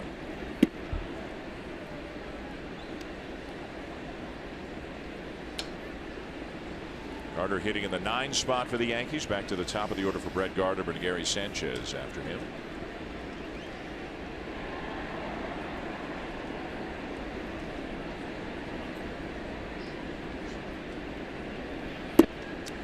Second baseman Darwin Barney is playing almost directly behind the bag out at second. So, you know, when the statisticians are talking about whether a shift is on, Now he just took one step to his right, so he just went just to the other side of the bag. So I guess this would be classified as a shift now with Barney on the other side of the bag. He had to shift to that side of the bag so he could see the hitter. Yeah. He was directly behind second base, and then of course then he was looking at the back of the pitcher Campos.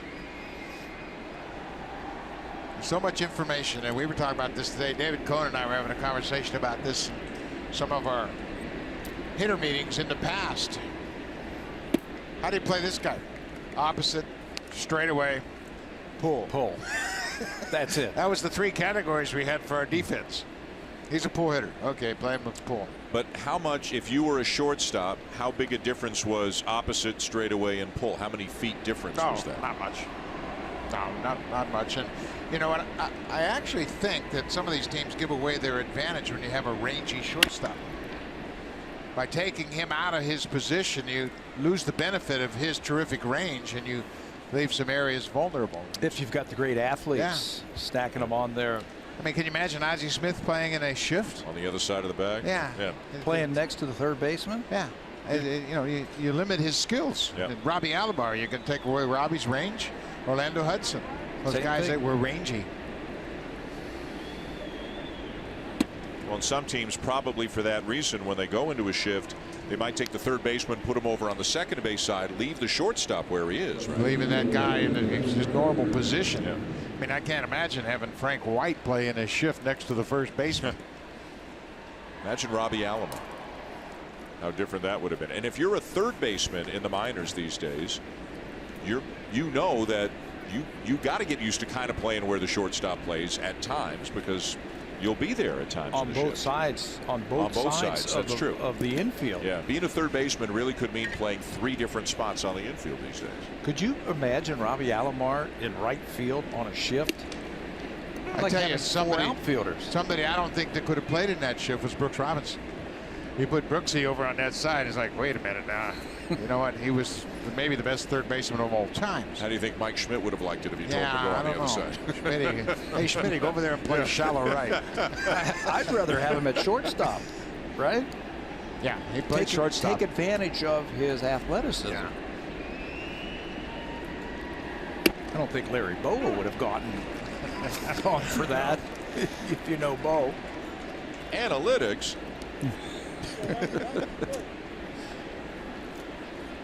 But it's changed the game. It's changed the game more than anything else has changed the game in the last 20 years, probably. Not just defensive shifting, analytics as a whole. It's really changed the game. Batting order, less bunting, less base stealing.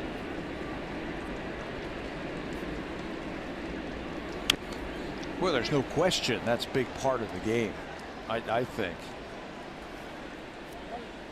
Teams are going to that one part of the game where analytics doesn't work. Defensive shifting is when they hit home runs. Doesn't matter. They're hitting it through or over the shift. And home runs are being hit at just about a record clip so far this season. Strikeouts up, home runs up. Balls in play for the defense less than it ever has been before.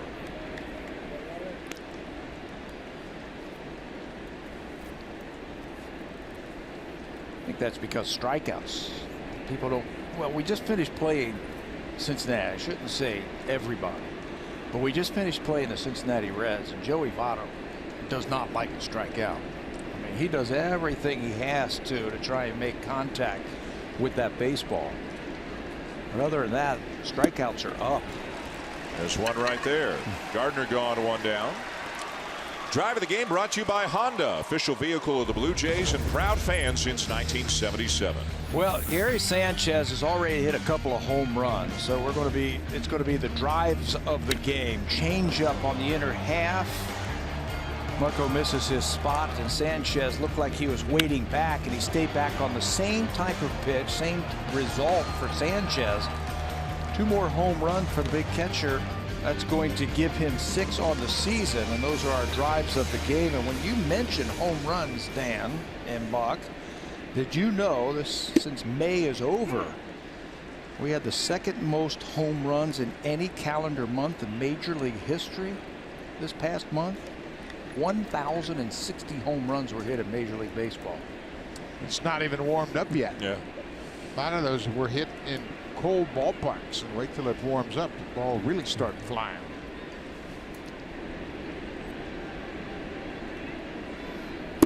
I think a lot of that has to do with the style of pitching now. There's a lot of guys that come out and they throw 97 to 100 and they just rear back and blow it by the hitters. Well, you know what? They're not getting it by them as often as they have in the past.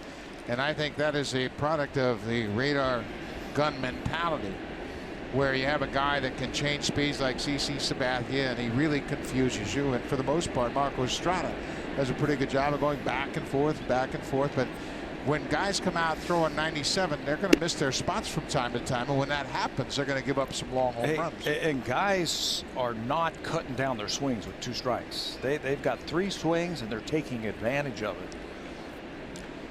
I don't get that. But we saw Joey Votto for 3 days, and I think the strikeout by Smith was his 28th of the season, and he's one of the few active 300 hitters.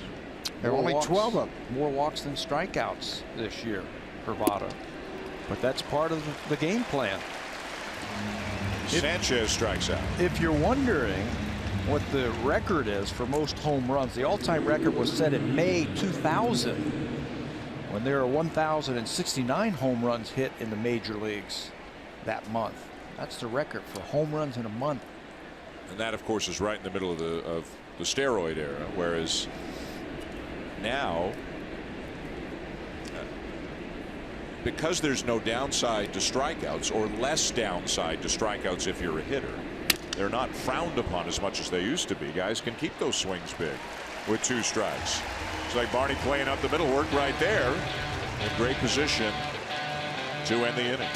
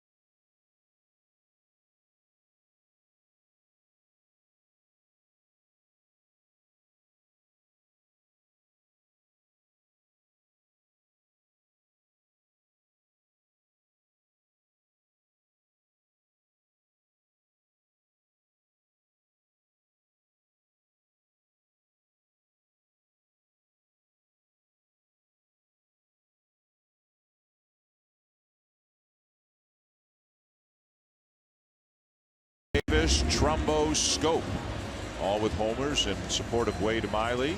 Eduardo Rodriguez gave them all up, and the Orioles up 7-1. Only other game going on right now, Miami's leading Arizona 2-1 in the 7th. 4 finals earlier today, as we mentioned, kind of a light Thursday schedule, just 8 games in the majors. Cardinals picked up a 2-0 win over the Dodgers. Adam Wainwright is back on the beam. He pitched well, 6 shutout innings. Milwaukee beat the Mets. Man, if it can go wrong, it will go wrong for the Mets this year. Pilar with a sharply hit ball to short for out number 1. Yeah, things have even gotten rough for Mr. Met. Who has been reassigned in the organization. Yes. For those who didn't hear, how should we put this? He gave the fans the middle finger yesterday, flipped the bird at some fans yesterday. And in this day and age, you can't claim you didn't do it because it's out there on video. It's out there on the internet. So yeah. How about that? You're sneaking around the ballpark with a big baseball hit. Yeah. And you're going to make an obscene gesture. Well, it's like, come on. I'll say this for him. He did it with a smile on his face. Mr. Met reassigned. Yeah. Yes. So apparently there are multiple people who share the job of being Mr. Met. So they haven't said who it was inside, but whoever was wearing the uniform yesterday has been reassigned within the organization. I didn't see that on their Mets transaction list. No. I think they DFA'd him. I think he's been designated for assignment. Mr. Met, DFA'd. Today, Wilmer Flores was trying to make a catch on a ball. Wilmer Flores was playing third base and ran into foul territory. And the poor ball boy, or bat boy, I guess the ball boy, who was sitting on a stool beyond the third base dugout, was just trying to run away and avoid Flores. This game is in New York. And looking up at the ball, didn't see Flores coming, ran the wrong way, runs into Flores. Flores drops the ball. Initially, the Milwaukee batter was called out. Then it's overruled, correctly so, because it wasn't intentional, and the ball boy, I guess, is kind of in play. Terry Collins comes out. He gets ejected from the game. It's just been a really tough go for them. They got 4 hits today, the Mets. Yeah. Still don't have Yoenis Cespedes back. You know who came back today and, as Nuke Lelouch said, announced his presence with authority? Corey Kluber. Yes. He came back and struck out 10 and 6 2/3 and struck out 5 in a row early in the game, and he had a great slider. He was back and throwing the ball very well once again. That's not good news for the rest of the AL Central. Indians beating Oakland 8-0 in that game.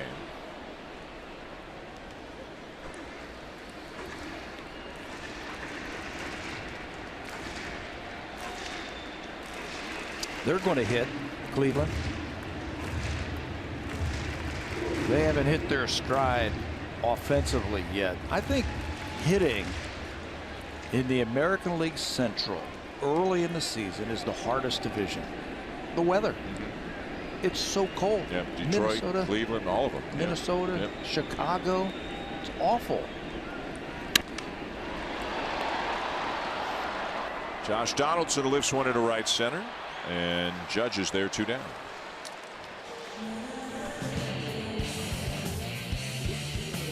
Buy 6 cans of Beauty Tone paint and get the 7th free. Available exclusively at Home Hardware and Building Center locations. Beauty Tone, Canada's color experts. Bottom 6 at Rogers Center. Yankees scoring early and often and still leading 7-0 in front of a nice crowd here in Toronto. 2 down, and the base is empty. 6 in a row set down by Sabathia. His 4th consecutive solid outing. As he starts Jose Bautista with a strike. We're now into the 6th inning here. That's 55 consecutive road starts now for CC Sabathia, where he has thrown at least 5 innings. How about that for consistency? It's 2nd longest active streak in the majors. Johnny Cueto's done it 58 straight times. In fact, the last time that CC Sabathia did not throw 5 innings on the road, he did it at Colorado 4 years ago. May the 9th, 2013. One of the guys on the team, of course, Troy Tulowitzki, played in that game. And you've got to admire a guy who has been able to make the transition from power pitcher to, later on in his career, more of a finesse pitcher. His arsenal is completely different from what it was. Just look at some of the swings that we have seen tonight. Cutting the fastball in against the righties, throwing the changeup down and away. Elevating when he has to. Like he did right there. He gets Bautista, strikeout number 6. Frustration for Blue Jay batters tonight.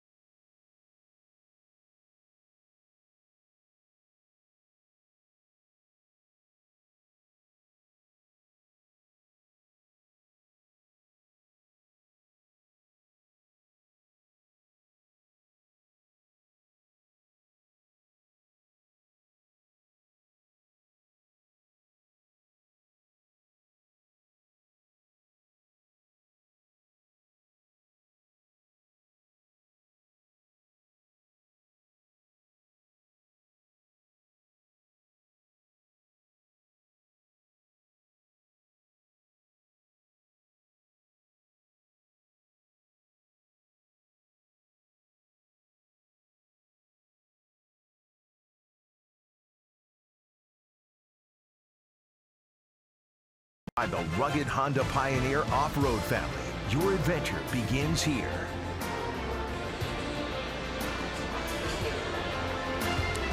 We go top 7 at Rogers Center. Brisk business inside Jay's shop. Not a lot going on for the Blue Jays offensively, thanks to the performance from CC Sabathia tonight. 7-0 Yankees. And Leonel Campos is back out there for the Blue Jays. He's gotten 7 outs in relief of Marco Estrada. Faces Matt Holliday here to begin the inning. Holliday 2 for 3.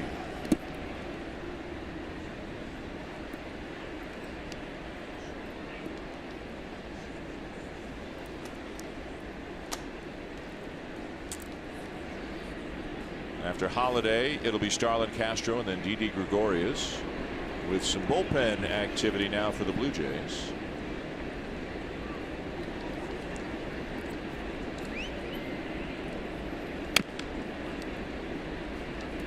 And it is left-hander J.P. Howell. Still trying to find his footing in a Blue Jay uniform and get back to what he has been for many years. A successful-left-handed reliever. Well, he and Jason Grilli kind of got off to slow starts, and Grilli has worked his way back into form, and he's thrown the ball very well lately. In fact, picked up the win in yesterday's game.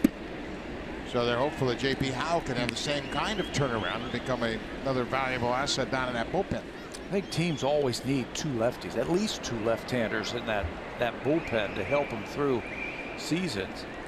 JP's had a great career as a situational lefty.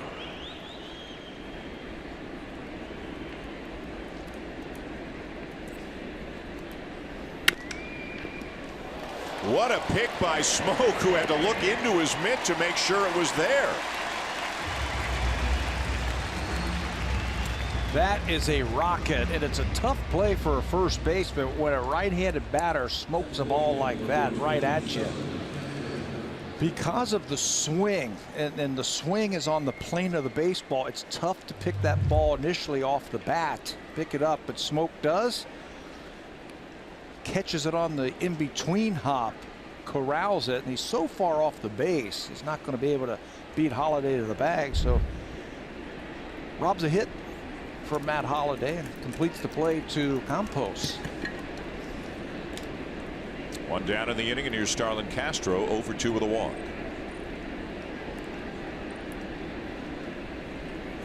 The interesting thing about the lefty situation, and one of them for the Blue Jays, is the Barnes to Tepera to Smith to Osuna group has been so good that sometimes Loop doesn't even get in there unless there's a particular left-handed batter that John Gibbons wants to have him go up against. You have some teams who save one lefty for the early mid innings, then they use their other lefty reliever to get that same batter later on.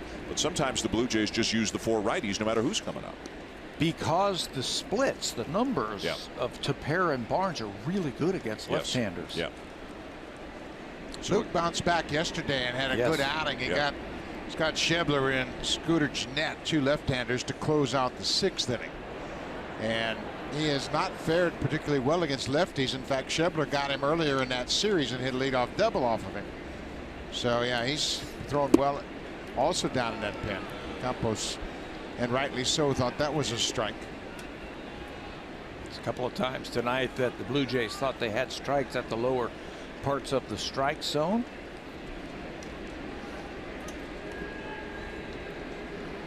But I'm with you. Left hand or right hand doesn't matter as long as you get guys out. I don't care how you throw it. Just get them out. Ground ball to short. 2 down.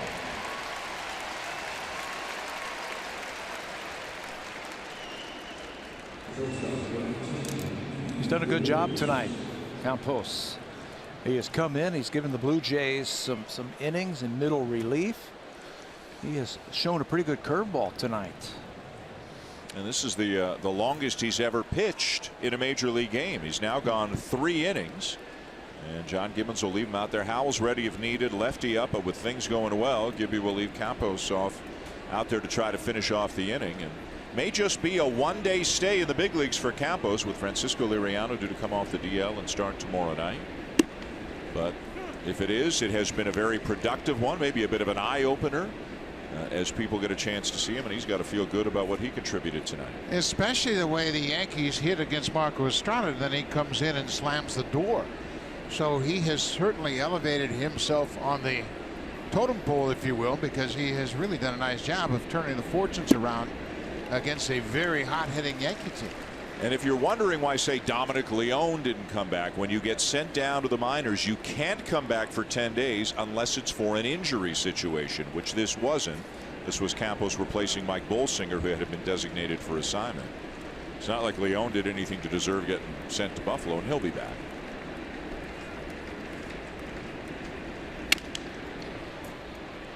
Should be the inning, but it will not be.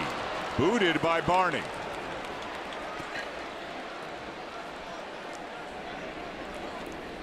E4. Darwin's not had a good night in the field, and this is just his 4th start at second base this season. He's played the majority of his games at third base, filling in for Donaldson, and we mentioned he was a Gold Glover for the Cubs back in 2012. That ball just kicked up and hit him on the heel of his glove, and that's going to be his 3rd error of the season.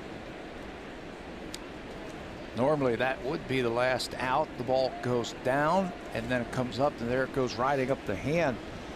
As sure-handed as they get. Not that time. So that brings Aaron Hicks to the plate.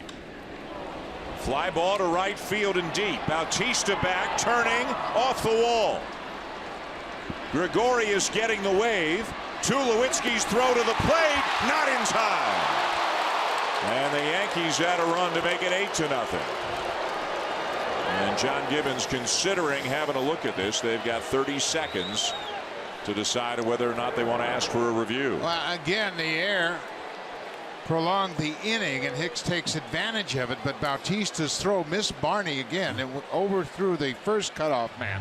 Had Barney gotten it, they might have even stopped the runner, but because he airmails the cutoff man, they wave the runner around, and Castro comes in to score again. And the throw was a little bit up the first baseline, so when Maile has to reach for it and tag him, it looked like he was on the plate. But from that play right there, I don't know if the Blue Jays are going to look at it, see how he has to reach for the ball. Gregorius comes across. I don't know if there's enough evidence, but they're going to take a look at it. If the throw from Tulowitzki is right over the plate, he's going to be out. But Luke has to reach for the ball up the first base line, makes like a first baseman, picks it, and then tries to get the tag. Does the hand get on the plate? Still hasn't tagged the runner there. Talk about a game of inches, game of millimeters in this case. I didn't see the Blue Jays ask for the review within 30 seconds. I was watching the clock. Clock was running down, and you're supposed to do it within 30 seconds or you don't get to ask. We talked about the Mets. This happened a couple of days ago. Terry Collins asked for a review, but they didn't get it done within 30 seconds. So the umpires said no, and Collins got kicked out of the game for that as well. I think Gibby asked for it right away. Did he? I think he just called for it right away, and that's pretty close right there. They might. They got a chance at this one. If his hand slides to the back end of the plate, for some reason it's right at the front of the plate. Now the decision, with all the dust and everything that he kicks up, how do you tell if he's on the plate or not?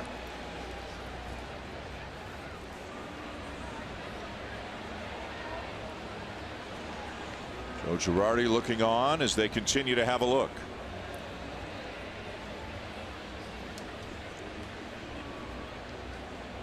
Look at Headley, the on-deck hitter, pointing to the outside for Gregorius to slide away from home plate and swipe it with your hand. And boy, that one looks like he's out there. But it's got to be conclusive evidence, and enough evidence for the review team in New York to overturn the call on the field. If they could get an overhead shot and then stop it and see the hand off the plate where the tag's made, then they'll overturn it. But do they have enough of that evidence? Can they do that? Here's the shot from overhead. Maile's got to reach back.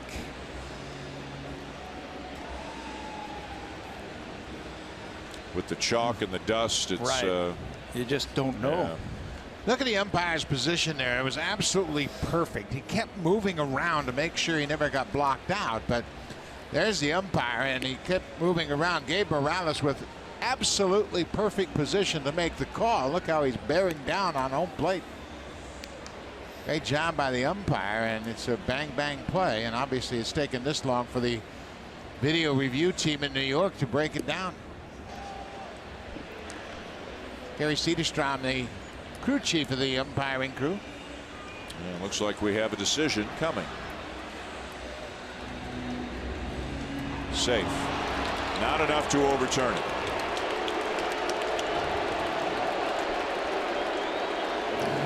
So that'll be another RBI for Hicks. That gives him 4 tonight. Contributed half of the runs for the Yankees. So the Barney error allows Hicks to come up and add to the lead, making it 8-0. His 4th error of the season. And the batter is Chase Headley, 0 for 3.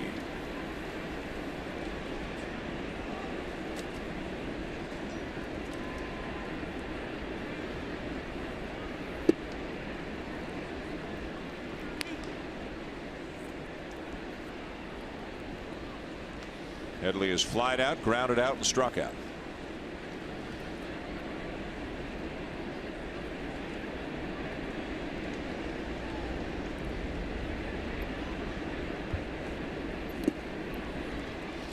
Swing and a miss. Ball gets away, and no throw down to third, as taking third on the wild pitch is Hicks. Hicks doing a little bit of everything tonight. Talked about how versatile he is. In fact, he's a switch hitter. He can play all the outfield positions. He's starting in center field with Ellsbury on the DL, and he takes a quick read on that ball in the dirt and moves over to third base. 3 hits, 4 RBIs, flawless in the outfield, and now picks up 90 feet on the wild pitch.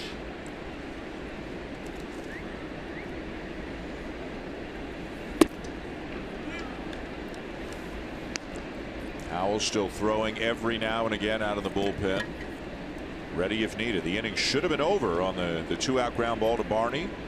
Gregorius hustling down the line. Barney couldn't come up with it. Air charge to him. Hicks comes up, doubles in a run.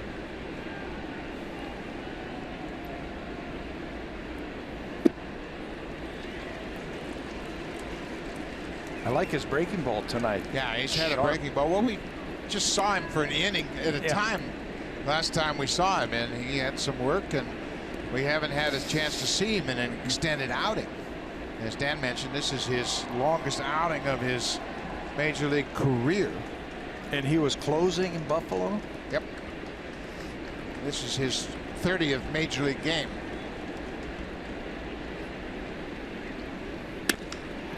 And a base hit into left field will bring home another run.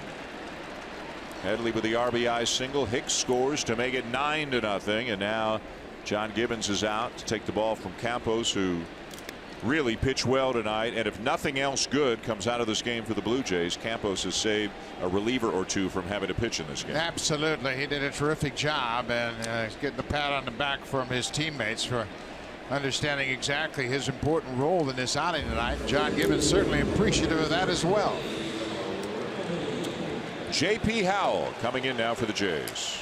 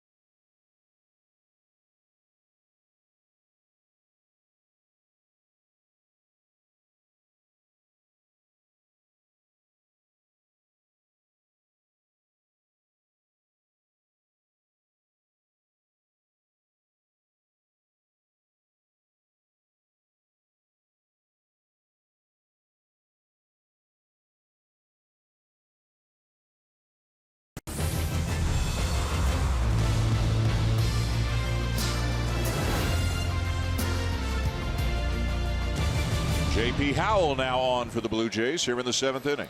Just his 12th game of the season for the Blue Jays. Spent some time on the disabled list.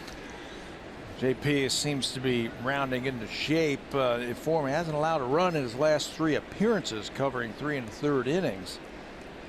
Spent some time on the disabled list with a shoulder problem that cropped up in that first week of the season. Here's Chris Carter. And a breaking ball in for called strike 1. Carter tonight 0 for 2 with a walk.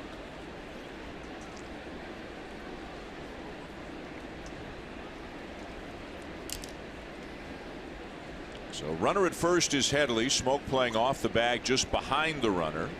Shift on against Carter.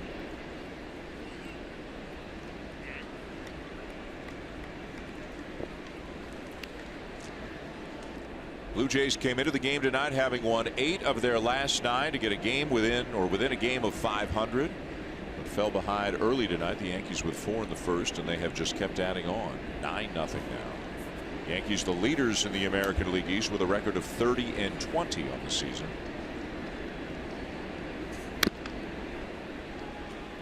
They have won just 9 of their last 20 coming into this game tonight. They've slowed down a bit. The Blue Jays have had a great homestand to this point, 4-game series against New York, and you know, quite honestly, you never want to lose a game, but you just got to be thankful for the effort Campos gave them tonight. 3 solid innings of relief. The 2 runs he gave up, unearned runs, but the 3 innings more valuable than anything. Yeah, the middle innings, and now the Blue Jays will have to finish this one off. Back to the drawing board tomorrow. Good job, young man.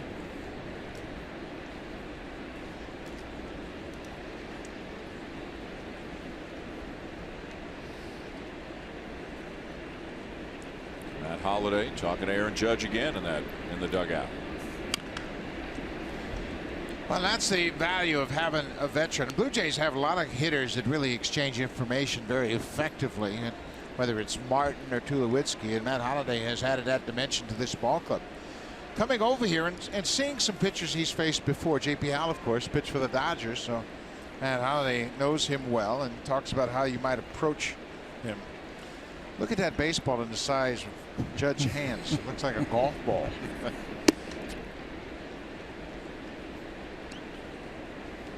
Don't even get any ideas, young man. You are not going to pitch at 6'7". I bet you he could, though. Oh, if he I wanted bet you to. he could. Got an arm, doesn't he? Yes, he does. He's a terrific athlete. There goes the runner, and fouled off the mask of Maley.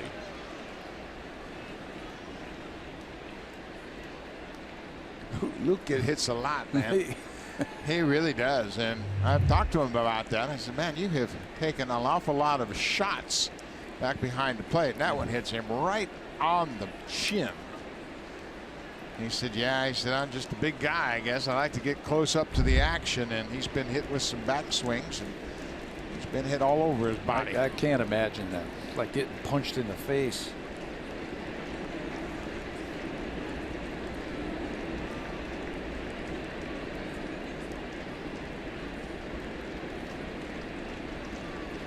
Again, the 3-2. And it's lifted in the air to right field. That's the inning. Yankees tack on a couple, though. 7th inning stretch now, and it's 9-0 for the visitors.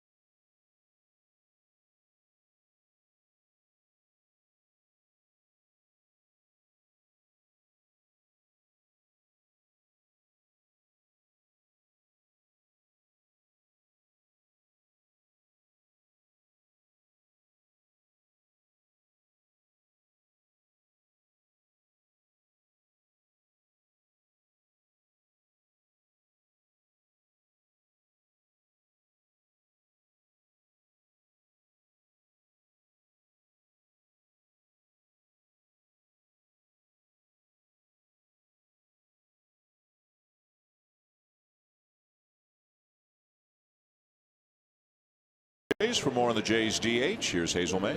Daniel, noticed that Kendrys Morales has two different batting stances when he hits. When he bats left-handed, his hands are a little more over his head. His elbows are higher.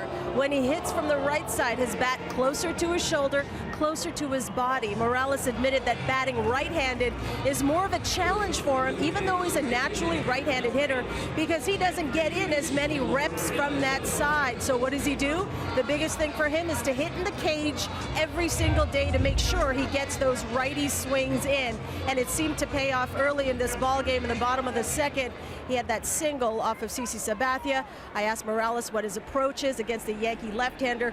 He waved the interpreter off and just said, quote, "Be aggressive." Let's see if he's aggressive here against Sabathia. Back out for the 7th.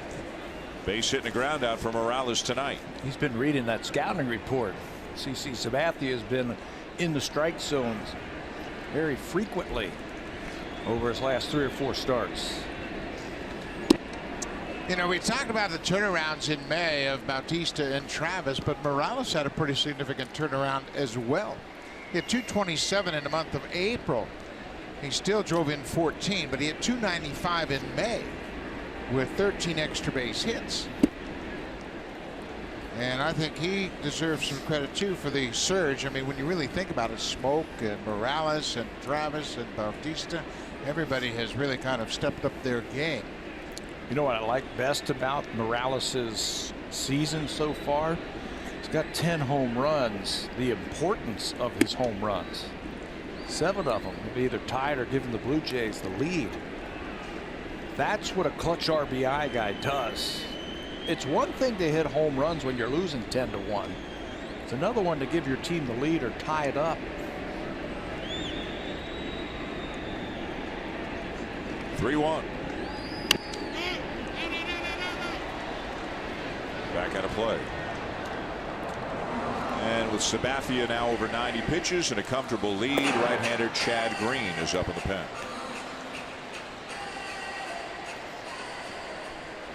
Certainly at this late stage of Sabathia's career, you don't want to overwork him. He's only thrown 92 pitches. He's been very efficient, but at the same time, you save a few innings here in June. Might pay off for you in August and September. He's pitching. If you could have seen him, and we all did when he was younger, I mean, he would blow heat. Hard fastball, hard breaking ball, and he'd come after you for 8 or 9 innings. High fly ball, right center field. Gone. Number 11 for Kendrys Morales.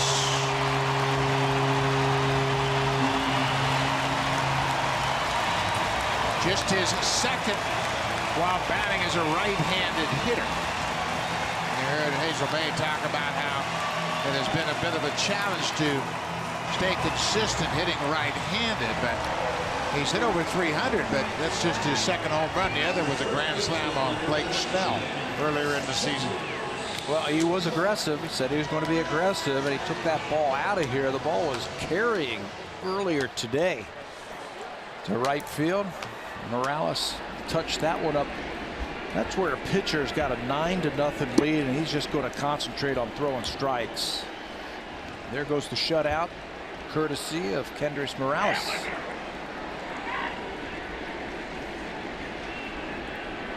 Now Justin Smoak. With this home run, the Blue Jays have now homered in 19 of their last 21 games.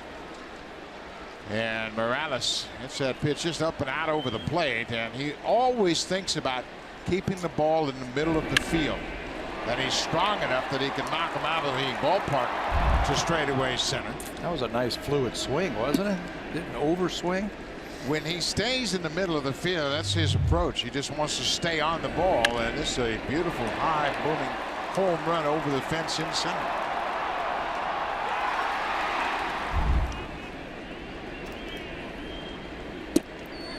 Little outside to Justin Smoak. 3 balls and a strike. Smoak's 2 for 2 tonight. One of them an infield hit.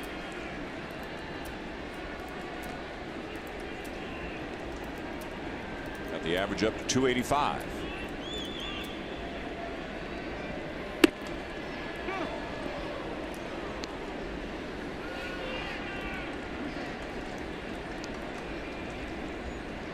Number 11 for Morales. And the Blue Jays finally on the board here in the bottom of the 7th.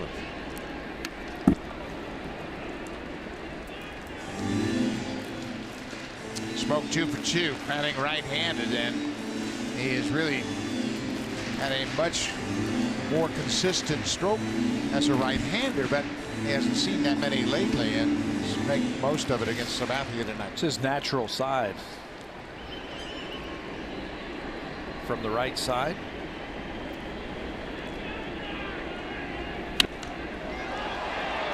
Way out in front, well fouled down the line. Sabathia just doesn't give you much to hit.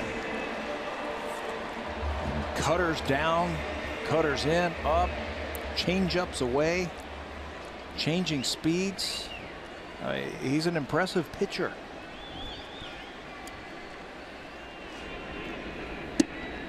And he gets him with a curveball.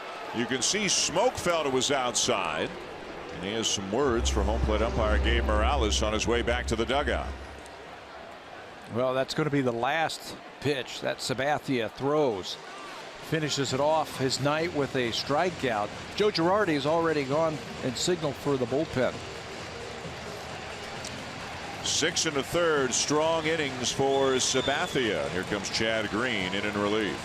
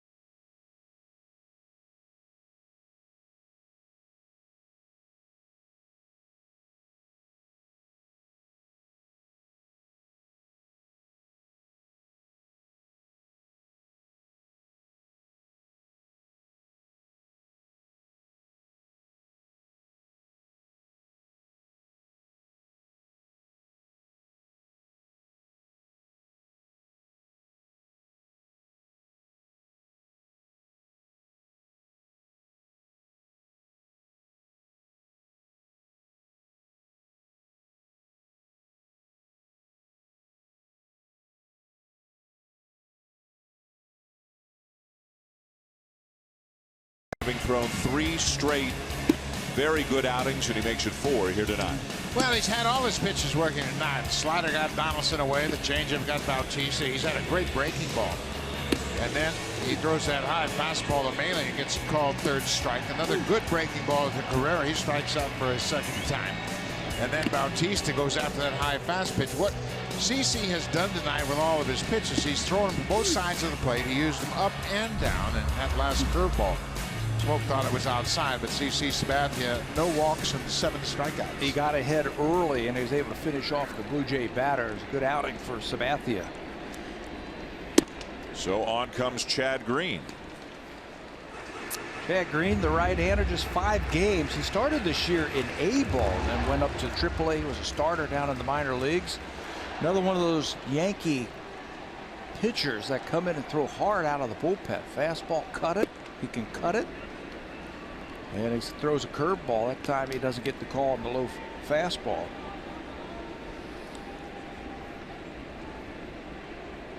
Troy Tulowitzki, the batter for the Blue Jays, a fly ball and a double play grounder. The Blue Jays 1 run, just 5 hits tonight. Yankees 9 runs on 11 hits as Hicks runs that one down, 2 down.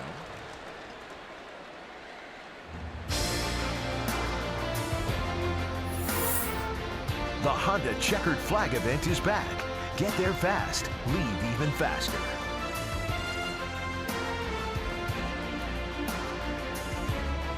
Two down here in the bottom of the 7th inning. The Blue Jays getting a run this inning on the home run by Kendrys Morales, but not a lot of offense.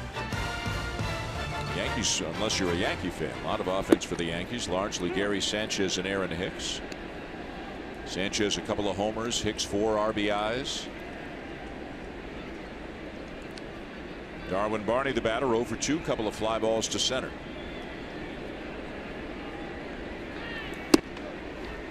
.96 on that fastball.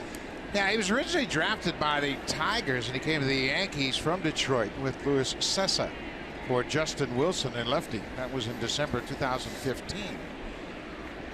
He was drafted by Detroit out of the University of Louisville.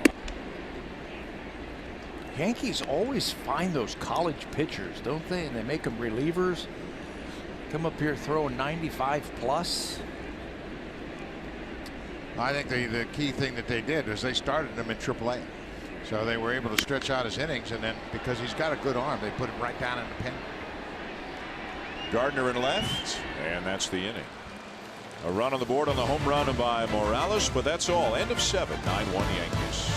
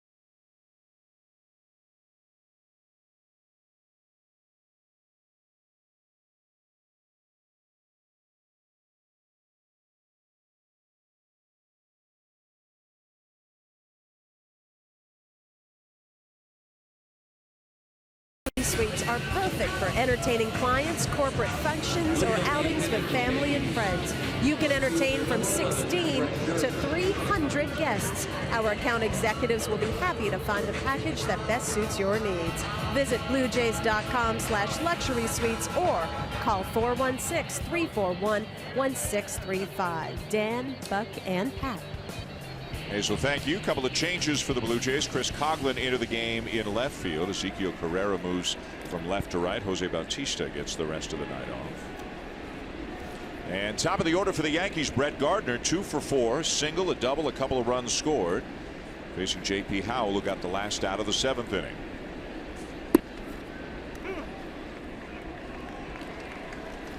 Gardner, Sanchez, Judge for the Yankees here in the 8th. How about Gardner hitting 9 home runs in May? Not a guy you associate with that kind of power, although he does have pop. It's not like he's just a singles hitter, but erupting for 9 home runs in 1 month. 21 RBIs also in the month of May, the most in any calendar month of his career. His slugging into the month with just 4. Yep. His slugging percentage is at an all-time high, not even close to his other career numbers. They're hoping to get Jacoby Ellsbury back, if not tomorrow, maybe at some point over the weekend, coming back from a concussion.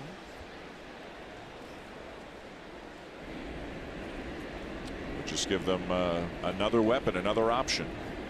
Here's Gary Sanchez, 2 for 4, 2 home runs tonight, solo shot and a 2-run blast.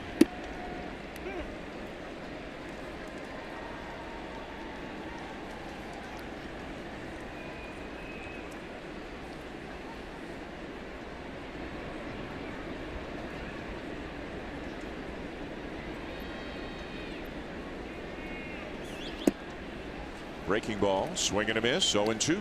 You know what? We have seen Howell get better and better with each start or with each outing as he's come off the disabled list. But the real telling thing for me is the break on his curveball. You've got to have health and a quick arm to throw that curveball. And you know, he had shoulder problems early on. He just couldn't snap that curveball off. But it's a lot better pitch for him now. He gets the swing. On the appeal, yes, says first base umpire Adrian Johnson, and Sanchez gone on 3 pitches. And that's the pitch that can neutralize right-handed bats. And when J.P. Howell is right, he threw a curveball for a weak swing on the previous pitch, comes right back with it, and he's able to get his hand on top of it and really snap that arm through. You've got to have a fast arm to throw this curveball, and that bite is back on his hook, and that's a good sign for the Blue Jays. Can't do that if you're not feeling healthy. Well, if they get him back, and Jason Grilly's been throwing a lot better lately. And we mentioned J.P. Howell is unscored on in his last 3 appearances, so maybe he's starting to get that arm strength back. Well, Grilly went through the same process where he just didn't have that snap on his slider, and he had another strikeout to end the 7th inning in yesterday's game. The Blue Jays scored 2 in the bottom of the inning. Jason picked up the W. Howell now dealing with Aaron Judge. Roberto Osuna with Grilly in the background behind him there. Boy, Osuna's been terrific. He had 8 saves in the month of May, including a stretch of 6 saves in 9 games. No Blue Jay relievers ever gotten 7 saves in a 10-game stretch. The offense is going to have to really get going here for Osuna to have a chance to do that. He got the save in yesterday's ball game. I ran into him in the clubhouse today. So you ready to go again tonight? He goes, oh yeah. If they need me tonight, I'm ready.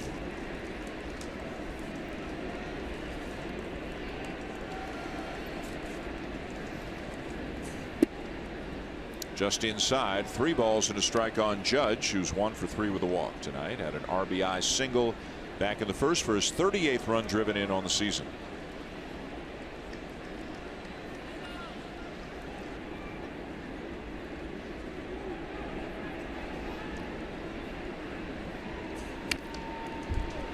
Off the end of the bat, fouled off at a full count. Yeah, I wouldn't throw him a fastball either. That was a changeup, 3-1.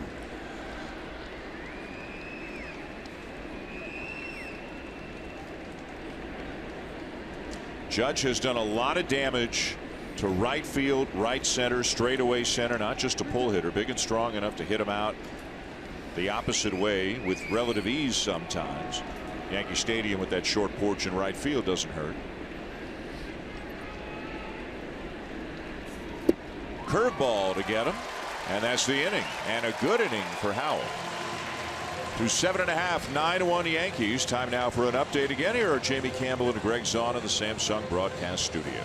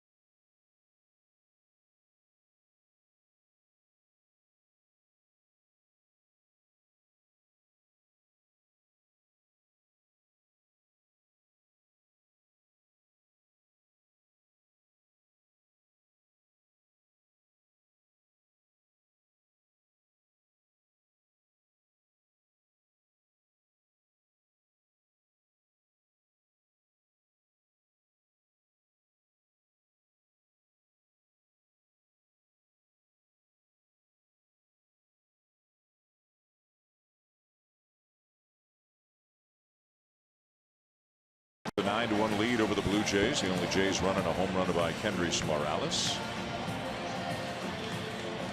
Chad Green back on the mound for the Yankees, and a new second baseman behind him. Ronald Torreyes has taken over for Starlin Castro. Torreyes playing at second base. Starlin Castro had played all but 12 innings this year, and so he gets the rest of this game off. So it's important for Joe Girardi that this big lead just gives some of the regulars a little bit of a break. Get him off the turf. He's been the Iron Man at second base for the Yankees. Ezekiel Carrera leads off the inning for the Blue Jays. Couple of strikeouts tonight. Luke Maile and Kevin Pillar to come.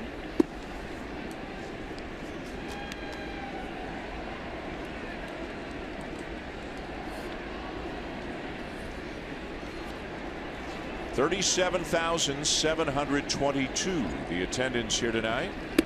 It has thinned a little bit in the last inning or two with the Yankees hanging on to this big lead. No doubt will be some big crowds over the weekend. They'll see Pineda. They'll see Severino. Two very, very good arms for the Yankees. Both having good years. Carrera rips one to right field, and it's going to go off the facing of the second deck to make it 9-2.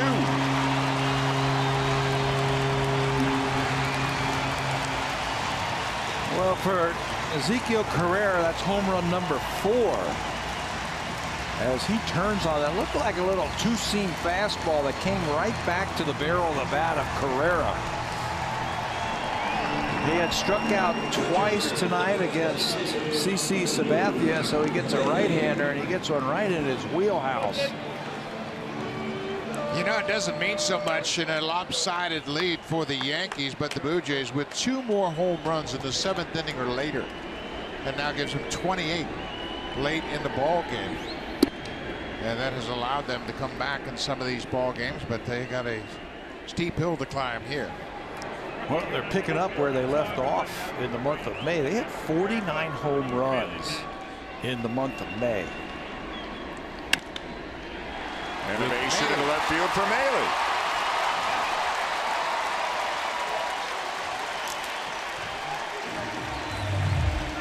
'49 in May. This is going to be their second one tonight. Kendrys Morales led off the 7th inning with a home run. Ezekiel Carrera leads off the 8th inning with his 4. That is a laser off the facing of the second deck. They move him over to right field. He starts acting like a right fielder, hitting home runs. Here's Pillar. He didn't care who he faced in his 3rd at bat, as long as it wasn't CC Sabathia. That's true. He was not having any fun against the big lefty. Pillar didn't either. 0 for 3. Couple of ground outs and a fly ball. I tell you, even though as Pillar that bad, not only does he lose it, it goes right behind him to the backstop. That's something we've seen a lot last year from Kevin Pillar. Not as much this year, though, right? No, not often. In the last couple of years, he's had hand issues, and last year at the end of the season, he had that torn thumb ligament that really hampered him. That's why we saw a lot of it last year. This year, more under control. You don't see the high leg kick and the wild swings. You see him under control, and consequently, you see the batting average climbing.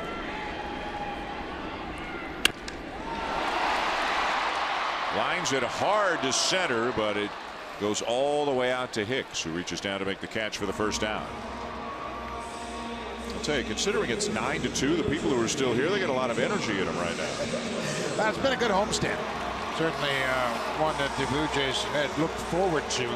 10 games during 11 days before they go out west to Oakland and Seattle, and it was a chance to make some hay and move up in the standings, and they're still hopeful of getting back to 500. You can come out early when you get home. You can work on some things. The Blue Jays were out here at 3 o'clock this afternoon hitting off the curveball machine.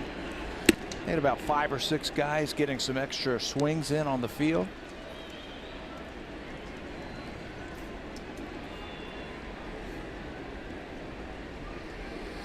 Number 4 on the season for Carrera. Here's Josh Donaldson, 1 for 3, had a double to left center back in the 3rd. Ground ball down to 3rd, could be 2, and it is. That'll end the inning.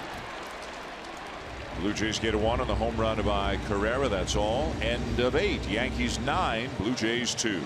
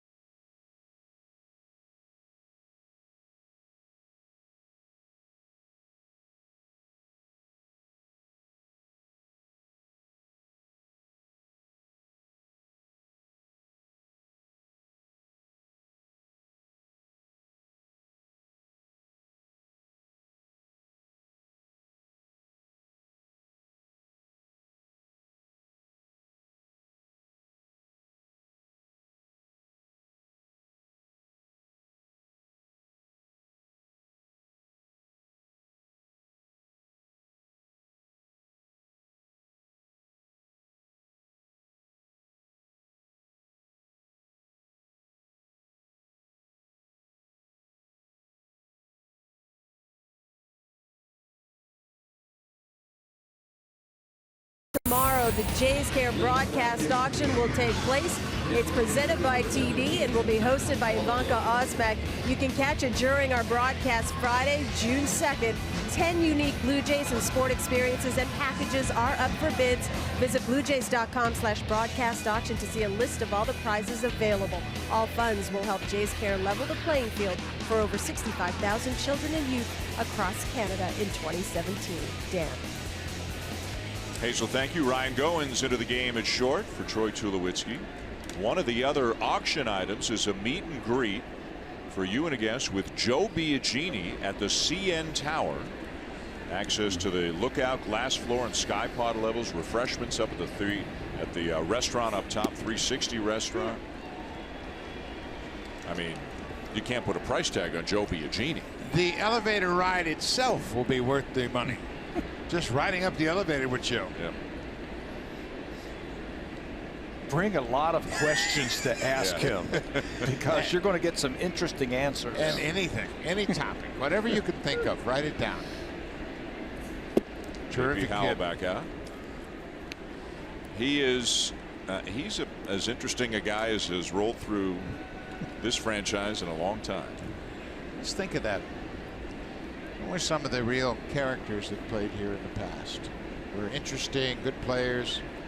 Nobody with his personality type. No, not at all. I'm not sure there's another person on the planet with his personality type. He was walking down the hall today outside John Gibbons' office. Hazel and I were sitting there, and he had a glass of water, and he was shaking it, going, "Watch out, I'm spilling my water." And he threw, "Hazel, you got wet because of that today. I saw you."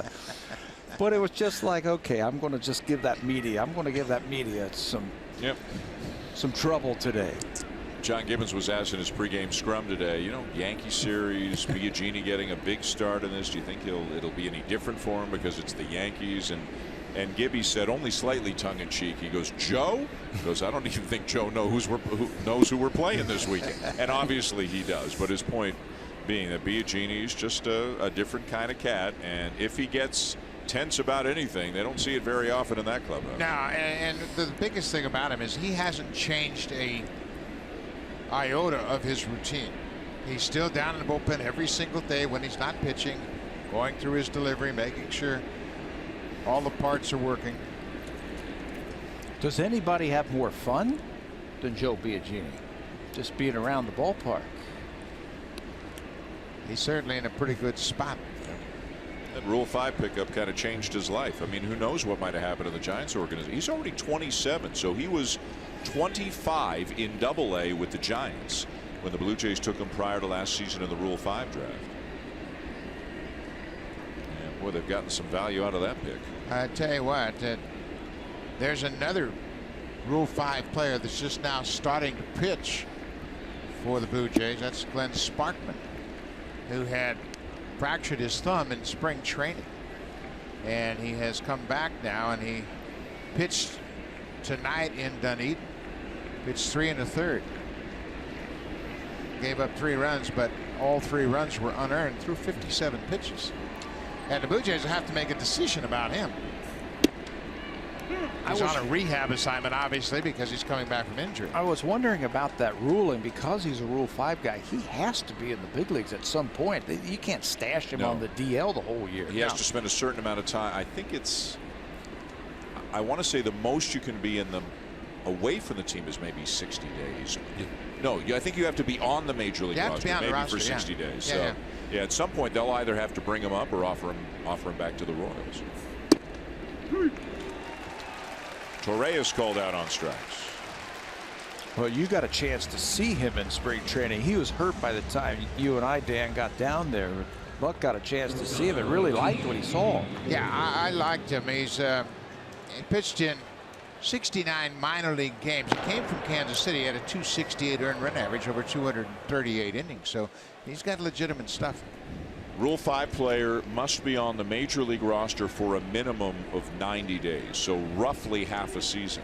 So they're going to have to make a decision fairly soon. Can he go on the 60-day DL and that count as 60 of the 90 days? I don't believe so. No. It has to be on the active roster. The active roster. Active roster. Yeah. He has to be on the active roster, and he has I think pitchers rehab is 30 days. I think position players is 20 days. So he could stay down there for 30 days rehab. And I spoke to Ross Atkins about this. He says, we're not going to manipulate it all. It's not fair to the player. It's not fair to the Royals. We're going to, make a decision about him when the time is up. But he's 6'2", 210. He comes out of Texas, and he's just 25 years old, just like Biagini. Well, they struck gold with him. Maybe they'll do that with Sparkman. If you're contending, it becomes a little bit tougher to kid. Now, they did it with Biagini, but it's a little bit tougher as Gregorius lines a ball into right field, a base hit, 2 on with a 1 out. If you look at the current Blue Jays bullpen and think about Leon already being in the minors and that he's done a good job for the Blue Jays, whose spot does Sparkman take? Yeah, it's very, very difficult to keep a Rule 5 player on a team that's in contention. In 1985, when the Blue Jays won the division, they had 2 Rule 5 players on their team for the whole season, Lou Thornton and Manny Lee. And it was amazing how they were so talented that we could have those 2 minor league players basically just on the roster. Manny Lee, of course, became a pretty good player. Is it easier for a good team to carry a Rule 5 guy? Yes. That's what I think. I think it is. Because you've got regulars that are doing the job and you just put them, you don't have to have him play. Right, but the flip side is a team like San Diego, which knew they were not going to contend going into this year. I think they've got 3 Rule 5 players on their team, I believe. And if they do well or they don't do well, San Diego's not going to contend anyway. So the Padres are willing to take their lumps to keep those kids in the organization. Right. So I remember last year when we went to San Francisco, that's where Biagini's from, and I was talking with Bruce Bochy, and he taps me on the shoulder and said, who is that Biagini guy that we had at AA that you guys have? Didn't even know him. He'd never seen him. Never seen him. No, and I never pointed been in spring training. Oh no, I pointed him out, and he saw the big hulking size of him. He goes, "That's Joe Biagini." And of course, the Giants were desperate for bullpen arms, and he said, "Man, we let a good one get away." They had all kind of problems last year with their bullpen.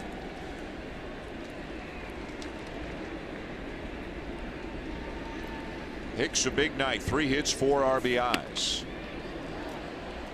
And he is added to those totals right now.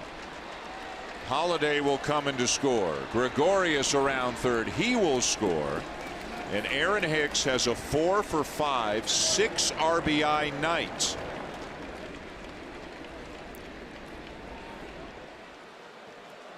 And John Gibbons on his way to the mound.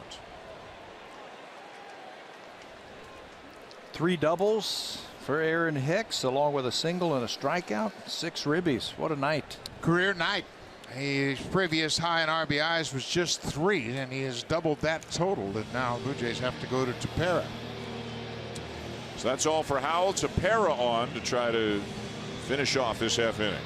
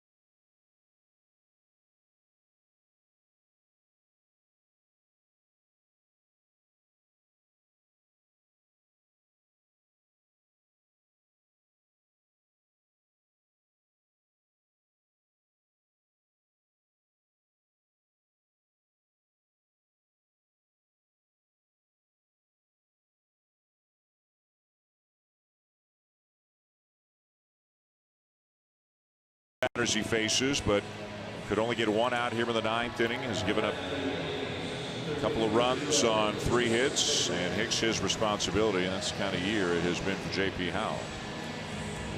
Yeah, and there were so many positive things going on for him during this outing. It's really tough on him. Retired the first 4 batters, 2 of them by strikeout. So Ryan Tepera try and finish this one up. Ryan's had a very good season so far. This will be his 24th game. ERA just under 3.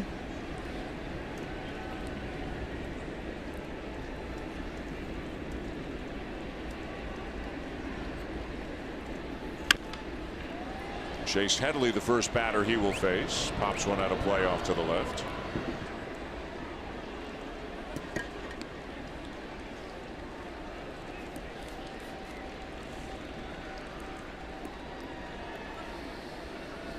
They went final in Baltimore. The Orioles had to hang on. The Red Sox scored 4 runs in the 9th inning, but the Orioles held on to beat the Red Sox 9-5. Or 7-5, excuse me, in the first game of their 4-game series.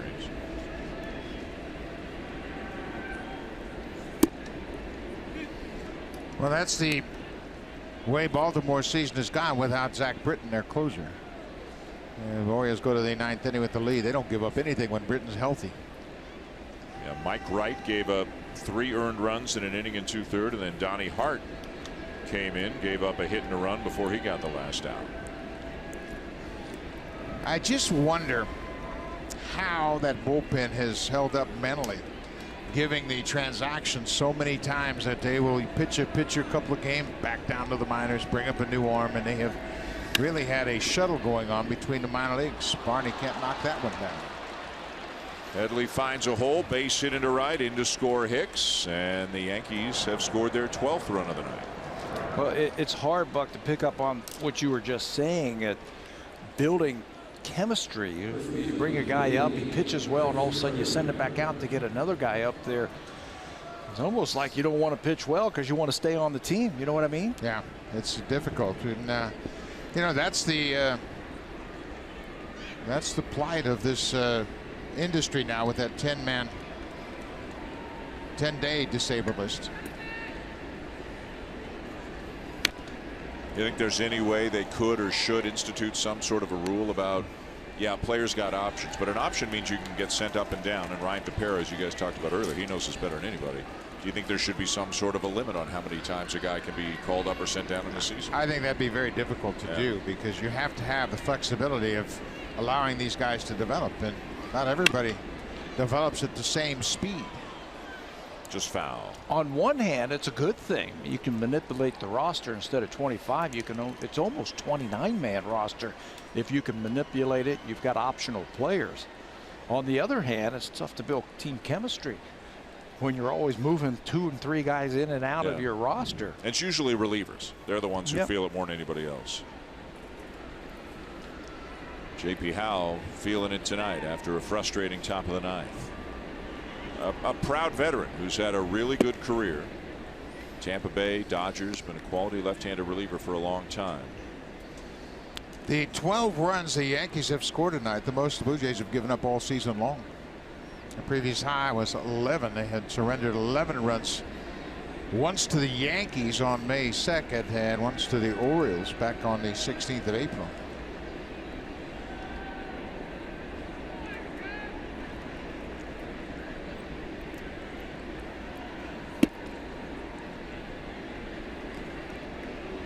On the appeal, no swing, 2 balls, 2 strikes.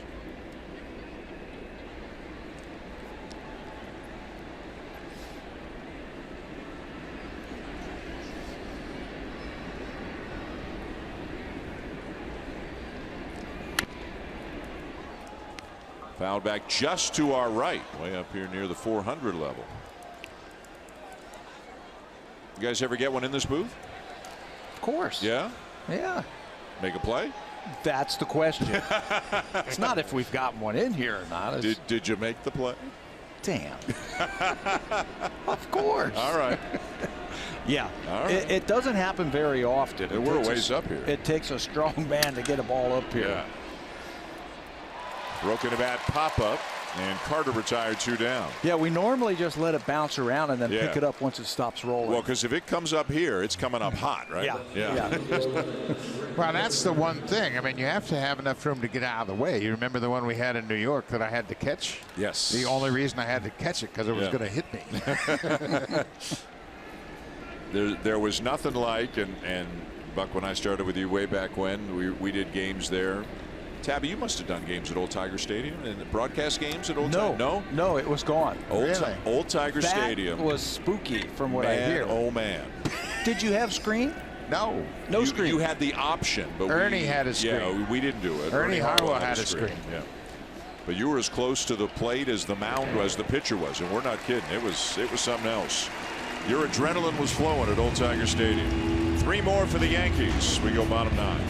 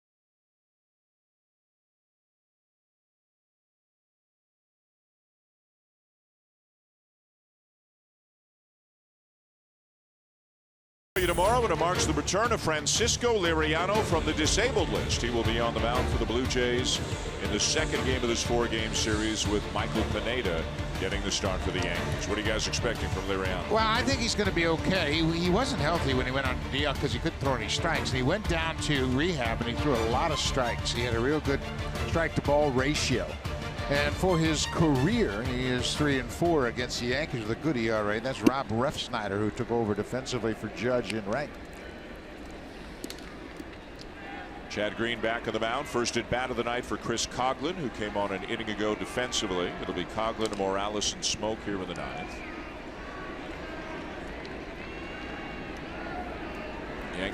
Yankees with 4 in the first, and then Gary Sanchez hit a couple of home runs. They went up 7-0, eventually led 9-0.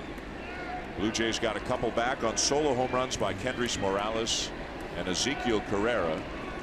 The Yankees just added 3 in the top of the 9th. In the air to right, and the ball will find Refsnyder for out number 1. Now for a preview of what's coming up next on Sportsnet Central, here are Carly and Ken.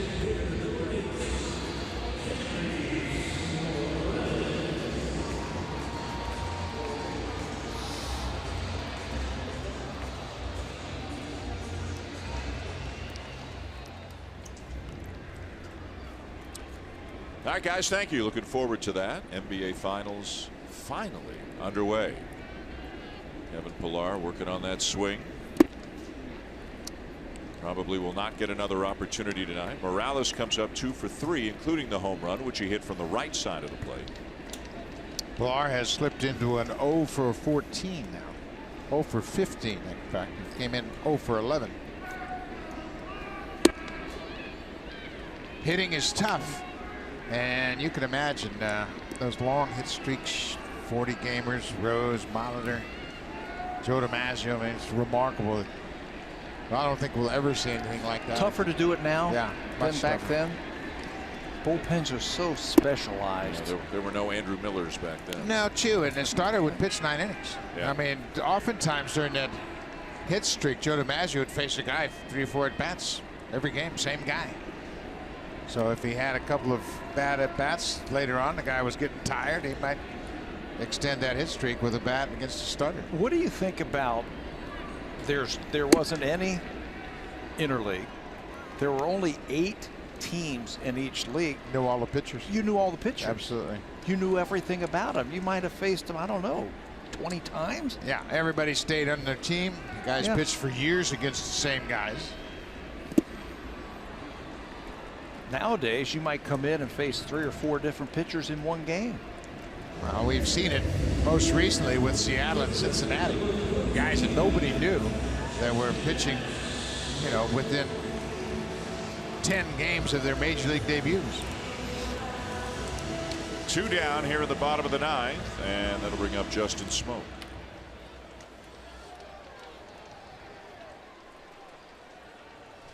Smoak tonight, couple of base hits and a strikeout, so 2 for 3.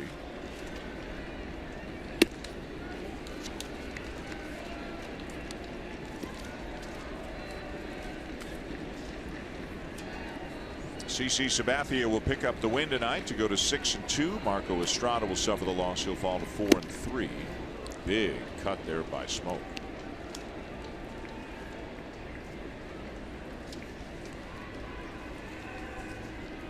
Blue Jays will miss out on their first opportunity to get to the 500 mark. Will fall 2 games below, with 3 more games coming against the Yankees this weekend.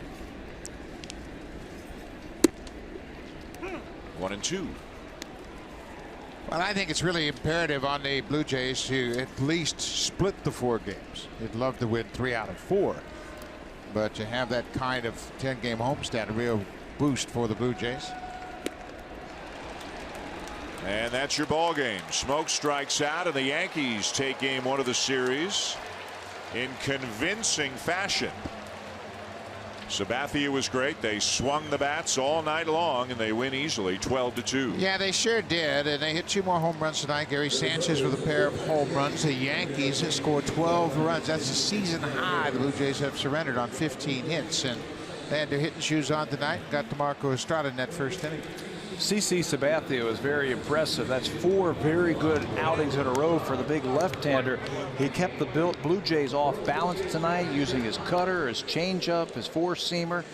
Just doing a little bit of everything to keep him off the board and keep him off balance. And tomorrow night they get another chance against a guy who's pretty good too, Michael Pineda. Michael Pineda for the Yankees. Francisco Liriano comes off the deal to start for the Blue Jays. More baseball tomorrow night, but time now for Sportsnet Central. Again, here are Carly Agro and Ken Reed.